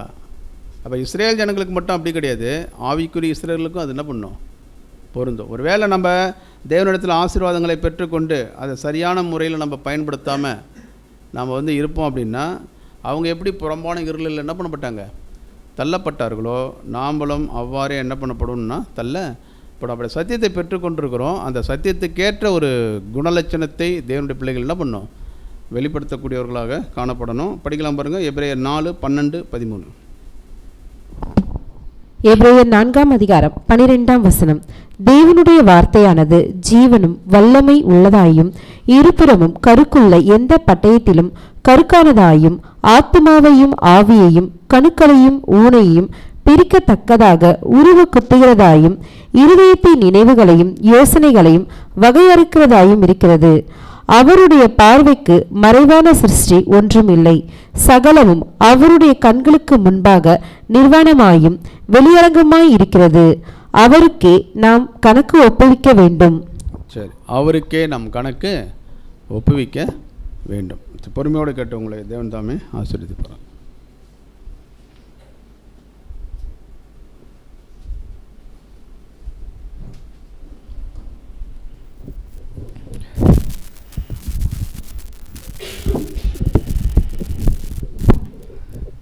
அன்புக்குரிய சகோதர சகோதரிகளே, இதனால் கூட தேவன் நமக்கு ஒரு அருமையான ஒரு பாடத்தை கொடுத்துருக்குறாங்க. ஸோ நம்ம பாடத்தின் தலைப்பு பார்க்கும்பொழுது ஒரு கண்ணி அல்லது பொறி அல்லது தடைக்கன் கல், அதான் இப்படி தான் சொல்லிட்டாங்கன்னா ரோமர் 11:9 வச்சு நம்ம பேசிட்டாங்க. ஸோ நம்ம இப்போ இந்த பாடத்தினுடைய சாராம்சத்தை தெளிவாக நம்ம புரிஞ்சுக்கிட்டோம். தேவன் கொடுத்த மிகப்பெரிய அந்த பரம அழைப்பை யார் மிஸ் பண்ணிட்டாங்க அப்படின்னு பார்க்கும்போது இஸ்ரேல் மக்களை மிஸ் பண்ணிட்டாங்க. ஸோ அவங்க எப்படிலாம் அதை எதிர்பார்த்தாங்க, பெருமை கொண்டாங்க, கர்வத்தில் இருந்தாங்க. இதனுடைய அடிப்படையில் தான் நான் அது அவங்களுக்கே கண்ணியாக மாறி அந்த அழைப்பை மிஸ் பண்ணிட்டாங்கன்னு பார்த்தோம். பட் நமக்கு யோசிக்கும் போது ரொம்ப அற்புதமான ஒரு விஷயத்தில் தேவன் நமக்கு ஒரு அழகான பாடத்தை கொடுத்துருக்குறாங்க. என்ன அப்படின்னு பார்த்தீங்கன்னா, இதே அதிகாரம் சொல்லப்பட்டிருக்கு. அப்படின்னு பார்த்தீங்கன்னாக்கா ரோமர் 11:17 பார்க்கும்போது நான் வசனம் மட்டும் வாசிக்கிறேன். சில கிளைகள் முறித்து போடப்பட்டிருக்க, அந்த கிளைகள் தான் என்ன அப்படின்னு பார்த்தீங்கன்னா சுபாவ கிளைகள். இஸ்ரேல் ஜனங்கள் ஒரிஜினல் பிரான்ச்சஸே தேவன் முறித்து போடப்பட்டிருக்க, காட்டு ஒளிவு மரமாகிய நீ, காட்டு ஒளிவு மரம்னா யாருங்க, புறஜாதியாக நாமும். அப்படின்னா பாருங்கள், காட்டில் அங்கங்கே வளரக்கூடிய அந்த ஒரு ஒளிவு மரத்தை என்ன பண்ணுறாங்க, ஒரிஜினல் ஒளிவு மரம் இருக்குது, நாம் காட்டு ஒளிவு மரம் உன்னை என்ன பண்ணுறாங்க, ஒட்ட வைக்கப்பட்டிருக்கோம். ஒட்ட வைக்கப்பட்ட நீங்கள் ஒளிவு மரத்தின் வேருக்கும் சாரத்துக்கும் உடன் பங்காளியாக இருந்தால், அப்படின்னா அவங்களுக்கு கொடுக்கப்பட்ட அழைப்பு இருக்குது, அவங்க மிஸ் பண்ணிட்டாங்க. இப்போ மிஸ் பண்ண அந்த இடத்துல அதுக்கு பதிலாக தேவன் காட்டு ஒளிவு நம்ம என்ன பண்ணுறாங்க, எடுத்து வந்து ஒட்ட வச்சுருக்காரு. ஒட்ட வைக்கப்பட்டு நம்ம அதோடு உடந்து இருந்தோம்னா அடுத்த வருஷம் சொல்கிறாரு 18, நீ அந்த கிளைகளுக்கு விரோதமாய் பெருமை பாராட்டாதே. இந்த பாடத்தோட சாராம்சம் புரிதலையே, அவங்க பெருமை பாராட்டுறதுனால தான் அந்த வாய்ப்பே மிஸ் பண்ணாங்க. இப்போ எனக்கு வந்து போச்சுன்றது நாம் என்ன பண்ணக்கூடாது, எனக்கு மட்டும்தான் இது எனக்கு எப்பவுமே இருக்கும் அப்படின்றத நம்ம பெருமை பாராட்டக்கூடாது. ஏன் சொல்கிறார் அப்படின்னா, ஒருவேளை பெருமை பாராட்டவையானால் நீ வேறு சுமக்காமல் வேறு உன்னை சுமக்கிருந்து நிறுத்துக்கொள். அப்படின்னா வேறு யார்த்துங்களா, ஆபிரகாமுடைய வாக்கு தத்தங்கள், அது மேலே நம்ம நிற்கிறோம். நாம் வந்து நிற்கிறதால கிடையாது, அது மேலே அப்படி எழும்பி வருது, அப்போ நம்ம இருக்கிறோம் நம்ம பார்க்க சொல்ல முடியுது. நெக்ஸ்ட் பார்க்கும்போது, நான் ஒட்ட வைக்கப்படுவதற்கு அந்த கிளைகள் முறித்து போடப்படுது என்று சொல்லுகிறாயே, கரெக்டு தான். ஏன் எடுத்து போட்டாங்க தேவன் அப்படின்னு பார்த்தீங்கன்னா, அவ்விசுவாசத்தினாலே அவைகள் முறித்து போடப்பட்டன, நீ விசுவாசத்தினாலே நிற்கிறாய், மேட்டிமை சிந்திய இராமல் பயந்திரு. இதான் நமக்கான பாடம். அவங்க எதுக்கு தேவன் எடுத்து போட்டாங்கன்னா, அவ்விசுவாசம், மேட்டிமை, கர்வம், ஆணவம். ஆனால் அந்த மாம்சகீசு என்ன தோணுச்சோ அதே என்ன யாருக்கு வர வாய்ப்புன்னு சொல்கிற அப்போஸ்தலன் பவுல் நமக்கும் இருக்கும். நீ மேட்டிமை சிந்தை இராமல் பயந்துருங்க. ஏன்னா நீங்கள் ஒட்ட வைக்கப்பட்டிருக்கீங்க, நீங்கள் ஒரிஜினல் கிடையாது. தேவன் சத்தியத்துக்கு விரோதமாக செல்லப்படுற யாராக இருந்தால் சரி, சொந்த மகனந்தாலும் எடுத்து போடும்பொழுது நீங்கள் புறஜாதி உங்களை எடுத்து ஒட்ட வைக்கப்பட்டிருக்கும். அந்த வாய்ப்பை நீங்கள் நம்ம பணிவோடு பத்திரமாக பாதுகாத்து கொண்டோமானால் கட்டாயமாக ஆஸ்வத்தை பெற்றுக்கொள்ளலாம். ஒரு வேளை நம்ம அதே மாதிரி நமக்கு ஆணவத்தோடு இருந்தோன்னா அது நம்ம கண்ணியை வருவிக்கும், இடலுங்கெல்லாம் மாறும், அழைப்பை மிஸ் பண்ணுறதுக்கு வாய்ப்பு இருக்கும். ஏன்னா தெளிவு சொல்லப்பட்டிருக்கு. அப்போ நமக்குள்ளே எது வரக்கூடாதுன்னு தான் யோசிக்கும் போது அழகாக அந்த பாடம் தேவை. அப்படி நமக்கு ஒரு சிந்திக்கவும் என்னோடய வாழ்க்கையில் நம்ம ஆவிக்குரிய இசையில் எப்படி வாழ போகிறோம், மாம்சிக இசையிலே என்ன பண்ணிட்டாங்க, மிஸ் பண்ணிட்டாங்க தேவனை.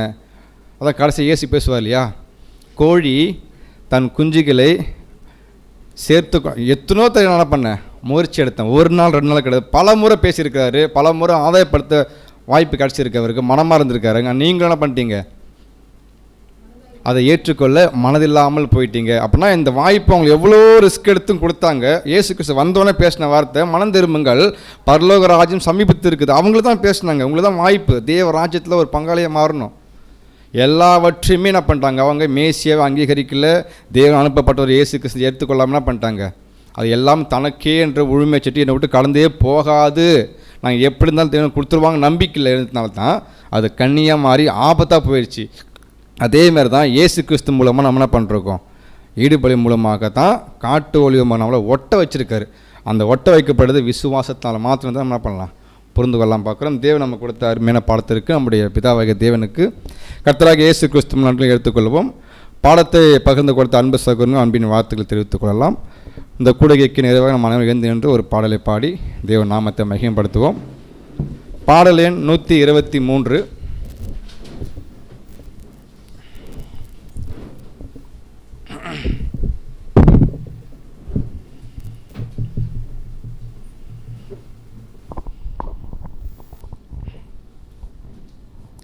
கண்மலை மீது கால்கள் நிறுத்தி நீர் உன்னதங்களில் உட்கார செய்தி, கண்மலை மீது கால்கள் நிறுத்தி நீர் உன்னதங்களில் உட்கார செய்தி, ஓலையான சேற்றில் உழன்ற எண்ணெயும் தூக்கி நீர் கழுவி நீர் காத்து வருகிறீர், உலையான சேற்றில் உழன்ற எண்ணெயும் தூக்கி நீர் கழுவி நீர் காத்து வருகிறீர், கண்மலை மீது கால்கள் நிறுத்தி நீர் உன்னதங்களில் உட்கார செய்தி, பாவங்களை மன்னித்தீர் சாபங்களை நீக்கினீர், சத்துருவின் கையினின்று விடுதலை அளித்தீர், பாவங்களை மன்னித்தீர் சாபங்களை நீக்கினீர், சத்துருவின் கையினின்று விடுதலை அளித்தீர், தினம் தினம் புகழை நான் பாடுவேன், தினம் தினம் புகழை நான் பாடுவேன், ஏசையா ஏசையா புகழ் பாடுவேன், கண்மலை மீது கால்கள் நிறுத்தி நீர் உன்னதங்களில் உட்கார செய்தீர், எல்லையில்லாம் ஆனந்தம் எந்தன் வாழ்வில் வந்ததையா, சொல்லொன்ப பேரின்பம் என் உள்ளத்தில் பொங்குதையா. எல்லையில்லா ஆனந்தம் எந்தன் வாழ்வில் வந்ததையா, சொல்லொன்னா பேரின்பம் என் உள்ளத்தில் பொங்குதையா. ஜீவனுள்ள நாளெல்லாம் புகழ் பாடுவேன், ஜீவனுள்ள நாளெல்லாம் புகழ் பாடுவேன். ஏசையா ஏசையாம் புகழ் பாடுவேன். கண்மலை மீது கால்கள் நிறுத்தி நீ உன்னதங்களில் உட்கார செய்தி, கண்மலை மீது கால்கள் நிறுத்தி நீ உன்னதங்களில் உட்கார செய்தி. உலையான சேற்றில் உழன்ற என்னையும் தூக்கி நீர் கழுவி நீர் காத்து வருகிறீர். உலையான சேற்றில் உழன்ற என்னையும் தூக்கி நீர் கழுவி நீர் காத்து வருகிறீர். கண்மலை மீது கால்கள் நிறுத்தி நீர் உன்னதங்களில் உட்கார செய்தீர்.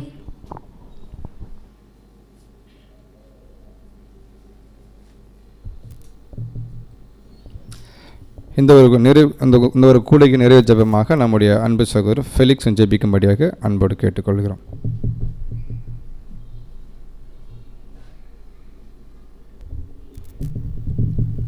ஜெபம் செய்வோம். மகா இரக்கமும் கிருபையும் அன்பும் நீடிய சாந்தமும் தயவும் நிறைந்த எங்கள் அன்பின் சர்வ வல்லமுள்ள பிதாவே, உமக்கே துதி கன மகிமையாகவும் எங்கள் ஆண்டவராக இயேசு கிறிஸ்துவின் மூலமாக இந்த வேலையில் ஏறெடுக்கிறோம். தந்தையை சகோதர சகோதர ஒன்றாக இணைத்து தேவரீர் உம்முடைய சத்தியத்தின்படியும் உம்முடைய நீதியின்படியும் தேவரீர் ஒவ்வொரு நாளும் எங்களை வழிநடத்திவிடும் கிருபைக்காக நன்றி செலுத்துகிறோம். தந்தையே, தேவரீர் இந்த நாளிலும் உம்முடைய சத்திய ஆகாரத்தை எங்களுக்கு கொடுத்து இதோ எச்சரிப்புக்குரிய இந்த ஒரு வார்த்தைகளை தேவரீர் எங்கள் முன்னிலை பகிர்ந்து கொடுத்திருக்கிறப்பா, அதற்காக நன்றி செலுத்துகிறோம். தேவரீர் இந்த ஒரு வாக்குத்தத்திலும் இந்த உன்னதமான அழைப்பை குறித்தும் நாங்கள் மேன்மை மாத்திரம் நாங்கள் அடையாதபடிக்கு தேவரீர் அதன்படி நாங்கள் அந்த வார்த்தைகளின்படியும் நாங்கள் வாழ்ந்து தேவரீர் உமக்கென்று நாங்கள் ஜீவிக்கக்கூடிய பிள்ளைகளாக நாங்கள் இருக்க எங்களுக்கு உதவி செய்யுங்கப்பா. இதோ நாங்கள் கனிகள் கொடுக்கக்கூடியவர்களாகவும் தேவரீர் உம்முடைய இறுதித்துக்கு ஏற்ற பிள்ளைகளாகவும் ஒவ்வொரு நாளும் நாங்கள் வாழ்ந்து உமக்கு ஏற்ற ஒரு கனிகளை நாங்கள் கொடுக்கக்கூடியவர்களாக இருக்க எங்களுக்கு உதவி செய்யுங்கப்பா. இதோ எல்லா ஆரம்பம் முதல் முடிவு வரை தேவரீர் உம்முடைய திவ்ய பிரசனம் எங்களோடு இருந்து உம்முடைய சத்தியத்தின் மூலியமாக எங்கள் வழிநடத்தி வருகிறப்பா. இதோ ஒவ்வொரு காரியங்களும் உம்முடைய கரங்களை ஒப்புக் கொடுக்குறோம். இதோ உடல் பலவீனம் உள்ள ஒவ்வொரு சகோதரர்களும் தேவரீர் உம்முடைய கரங்களை வைக்கிறோமப்பா. இதோ சிறு பிள்ளைகளும் இதோ வாலிப பிள்ளைகளும் தேவரீர் உம்முடைய கரத்தில் ஒப்புக் கொடுக்குறோம். தேவரீர் நீர்தாமே பொறுப்படுத்தி வழிநடத்தி முடிய கெஞ்சிக்கிறோமப்பா. மீதமுள்ள நேரங்களையும் உம்முடைய கரங்களை ஒப்புக் கொடுக்குறோம். இந்த சிறிய விண்ணப்பங்களை எங்கள் ஆண்டவர் ரட்சகரும் மீட்பரும் குருமா இருக்கிற எங்கள் ஆண்டவராகிய இயேசு கிறிஸ்துவின் இனி நாமத்தின் ஜெபத்தை கெஞ்சி கேட்கிறோம் எங்கள் ஜீவனுள்ள நல்ல தந்தையே, ஆமென்.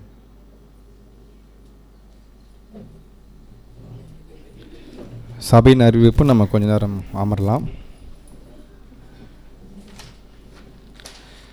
நமக்கு வாரக்கூடகை இருக்குது. செவ்வாய்க்கிழமை வால்யூம் 5 நம்ம படிச்சுட்ருக்கோம். மற்றும் வியாழக்கிழமை தேவனுடைய ராஜ்யம் என்ற தொடர் பாடம் பார்த்துட்ருக்கோம். ஸோ சபையில் கலந்து கொள்ளும்படியாக அன்போடு கேட்டுக்கொள்கிறோம். ஒருவேளை கலந்து கொள்ள முடியலனாக்கா நீங்கள் ஆன்லைன் மூலமாக கேட்டுக்கொள்ளும்படியாக கூட அன்போடு கேட்டுக்கொள்கிறோம். நெக்ஸ்ட்டு பார்க்கும்போது ஊழியத்திற்காக நம்முடைய சகோதரர்கள் ஊழியத்துக்கு போயிருக்கிறாங்க வெளியூருக்கு. சகோதரர் ராஜு திருச்சிக்கு போயிருக்கிறாங்க. அவர்களை ஜெபித்து கொள்ளும்படியாக அன்போடு கேட்டுக்கொள்கிறோம். மற்றும் சத்யராஜ் பார்த்தீங்கன்னாக்கா பெங்களூர் மத்திய கரைக்கு ஃபேமிலியோடு போயிருக்கிறாங்க. அவங்களுக்காகவும் குடும்பத்தாகவும் ஜெபித்து கொள்ளும்படியாக அன்போடு கேட்டுக்கொள்கிறோம். மற்றும் சகோதரர் பூபாலன் திருச்சியில் உள்ள லால்குடி சபைக்கு போயிருக்கிறார். அவருக்காக ஜெபித்து கொள்ளும்படியாக அன்போடு கேட்டுக்கொள்கிறோம். மற்றும் சகோதரர் செல்வம் சுரேகா அவங்களும் ஃபேமிலியோட மதுரை ஆரப்பாளையம் மெக்லிஷாவுக்கு போயிருக்கிறாங்க. ஸோ அவங்களுக்காகவும் அவருடைய உலகத்திற்காகவும் ஜெபித்து கொள்ளும்படியாக அன்போடு கேட்டுக்கொள்கிறோம். நெக்ஸ்ட்டு பார்த்தீங்கன்னாக்கா நமக்கு அடுத்த வாரம் நமக்கு பிரெயின் டிஸ்கஷன் இருக்குது. ஆராதனை முடிந்த பிற்பாடு அதுக்கான தலைப்பு என்ன அப்படின்னு பார்த்தீங்கன்னாக்கா ஒப்பிட்டு பார்க்கும் சோதனை, கம்பேரிட்டிவ் டெஸ்ட். அதாவது பொக்கிஷ சாலை புக்கில் வருது இல்லையா, ஒப்பிட்டு பார்க்கும் சோதனை. அந்த புத்தகம் நம்ம அடுத்த வாரம் பண்ண போகிறோம். படிச்சுட்டு ஒப்பிட்டு பார்க்க போகிறோம். ஸோ அது நீங்கள் என்ன பண்ணுங்கள், குரூப்பில் உங்களுக்கு ஷேர் பண்ணுவோம், நீங்கள் படிக்கும்படி அன்போடு கேட்டுக்கொள்கிறோம். நெக்ஸ்ட்டு பார்க்கும்போது நமக்கு இந்த வாரம் இந்த மாதம் நம்ம மாதம் வைப்பீங்களா காடாச்சு மீட்டிங்கு. ஸோ இந்த மாதம் நமக்கு இல்லை. ஸோ அதனால் அடுத்த மாதம் நம்ம ஆரம்பிக்க போகிறோம். ஸோ அதனால் அது சபையார் என்ன பண்ணுறோம் தெரிவித்துக் கொள்கிறோம் சுச்சுவேஷன் நிமித்தமாக. நெக்ஸ்ட்டு பார்க்கும்பொழுது நமக்கு இன்றைக்கி பேசிக் சப்ஜெக்ட் உண்டு 3:30 மணிக்கு. லாஸ்ட்டு சப்ஜெக்ட்டு பேப்டிசம் எடுக்கிற சப்ஜெக்ட் பண்ண போகிறோம். ஸோ சபையார் கலந்து கொள்ள விருப்பமுள்ள கலந்து கொள்ளும்படியாக அன்போடு கேட்டுக்கொள்கிறோம். டைம் பார்த்தீங்கன்னா மதியம் ஒரு 3:30 மணிக்கு நம்ம கூடுற மாதிரி இருக்கும். அறுவடை ஊழியம் லாஸ்ட்டு சப்ஜெக்ட்டு முடிய போகுது. ஸோ தங்களுடைய பங்களிப்பை கொடுக்கும்படியாக கூட அன்போடு கேட்டுக்கொள்கிறோம். நெக்ஸ்ட்டு பார்க்கும்போது நம்ம வாட்ஸ்அப் குரூப்பில் ஒரு மெசேஜ் வந்துச்சு பார்த்தீங்களா? அநேகர் யோசிப்பாங்க எதுக்கு லிஸ்ட் எடுக்கிறாங்களோ, எது வரி போட போகிறாங்களோன்னு யோசிச்சிருக்கலாம். வரி போடுறதுக்கு இல்லை. ஸோ நம்ம வேதமானவர் ஐக்கிய சபை இருக்கு இல்லையா, Bible student united church. So அப்போ நம்ம எல்லாம் ஒரே ஐக்கியமாக இருக்கின்றதுக்கான ஒரு மெம்பர்ஷிப் இருக்குது. நமக்கு நிர்வாகம் பண்ணுறாங்க இல்லையா, லைசன்ஸ் மாதிரி. அது உதாரணத்துக்கு நம்ம ஹார்வெஸ்ட் ஊழியம் பண்ணுறோன்னா போனால் நீங்கள் யார் எந்த அமைப்புன்னு கேட்குறாங்க இல்லையா, அப்போ நமக்கு ஒரு விஷயம் இருக்குது, அதுக்கான ப்ரூஃப் வாங்குகிறோம். நம்ம ஒவ்வொரு எக்லிஷியாவில் ஒருத்தங்களுடைய கான்ட்ரிபியூஷன் வாங்குறோன்னா அவங்களுடைய பங்களிப்பு இருக்குது இல்லையா. அப்படின்னா ஒவ்வொரு எக்லிஷியாலையுமே எத்தனை பேர் இருக்கிறாங்க, உடன்படிக்கை எடுத்துவங்க, அவங்களுடைய முழு பங்களிப்பு எங்கே இருக்குன்னு பார்த்தீங்கன்னா நம்ம ஒரு கார்டு வாங்கி வச்சுருக்கோம். கவர்மெண்ட்டில் ப்ரூஃப் வாங்கியிருக்கோம். கோயம்புத்தூரில் தான் அதை மெயின்டைன் பண்ணுறாங்க, ஹோல் எக்லிஷியா. அதை நம்ம போடுறோம் அடிக்கடி. BSUC வேத மாணவர் ஐக்கிய சபை. நம்மலாம் ஒரே குழுவாக இருக்கிறதுனால அதுக்கு நம்ம என்ன பண்ண கணக்கு காமிக்கணும். ஆடிட்டிங் வரும்போது ரிப்போர்ட் கேட்பாங்க இல்லையா, இந்த சபையார் இத்தனை பேர் இருக்கிறாங்கன்றதுக்கான வரும் பட்சத்தில் அரசாங்கத்தை மீறி பண்ண முடியாது இல்லையா. இப்போ அதுக்காக நம்ம கணக்கு ஒப்பு வைக்கிறதுக்காக என்ன பண்ணுறோம், ஒவ்வொரு எக்லிஷனுடைய மெம்பருடைய பேப்டிஷன் டேட்டு, அவங்களுடைய பேர், அட்ரஸ் என்ன பண்ணுறோம், கலெக்ட் பண்ணுறது தான் சபையாருக்கு அறிவிக்கிறோம். ஸோ சில பேர் கேள்வி கேட்டதுனால நம்ம என்ன பண்ணுறோம், அதை பதில் கொடுக்கும் சொல்கிற முடிவு பண்ணியாச்சு. பட் இன்ஃபார்ம் பண்ணுறோம். இது எதுக்கும் பார்த்தீங்கன்னாக்கா நம்ம ஒரே ஐக்கியமாக இருக்கிறதுனால நமக்கான ஒரு ப்ரூஃப்ன்றதை நம்ம என்ன பண்ணுறோம், சபையாருக்கு தெரிவிக்கிறோம். இப்போ நமக்கு டைம் வந்து பார்த்தீங்கன்னாக்கா என்ன ஆகுது, 11 ஆகுது. 11 நமக்கு டிஸ்கஷன் இருக்குது. கலந்தாய்வுடைய தலைப்பு சுயத்தை ஜெயம் கொள்ளுதல், செல்ஃப் கான்குவெஸ்ட் அப்படின்ற தலைப்பின் கீழாக நான் பார்க்க போகிறோம். நீங்கள் என்ன பண்ணுங்கள், ஒரு 1/4 மணி பிரேக் எடுத்துகிட்டு திரும்பி வரும்படியாக அன்போடு கேட்டுக்கொள்கிறோம். வேறு ஏதாவது அறிவிப்பு இருந்தால் பிற்பாடு உங்களுக்கு அறிவிக்கப்படும் என்பது தாழ்மையோடு கேட்டுக்கொள்கிறோம். தேங்க்யூ.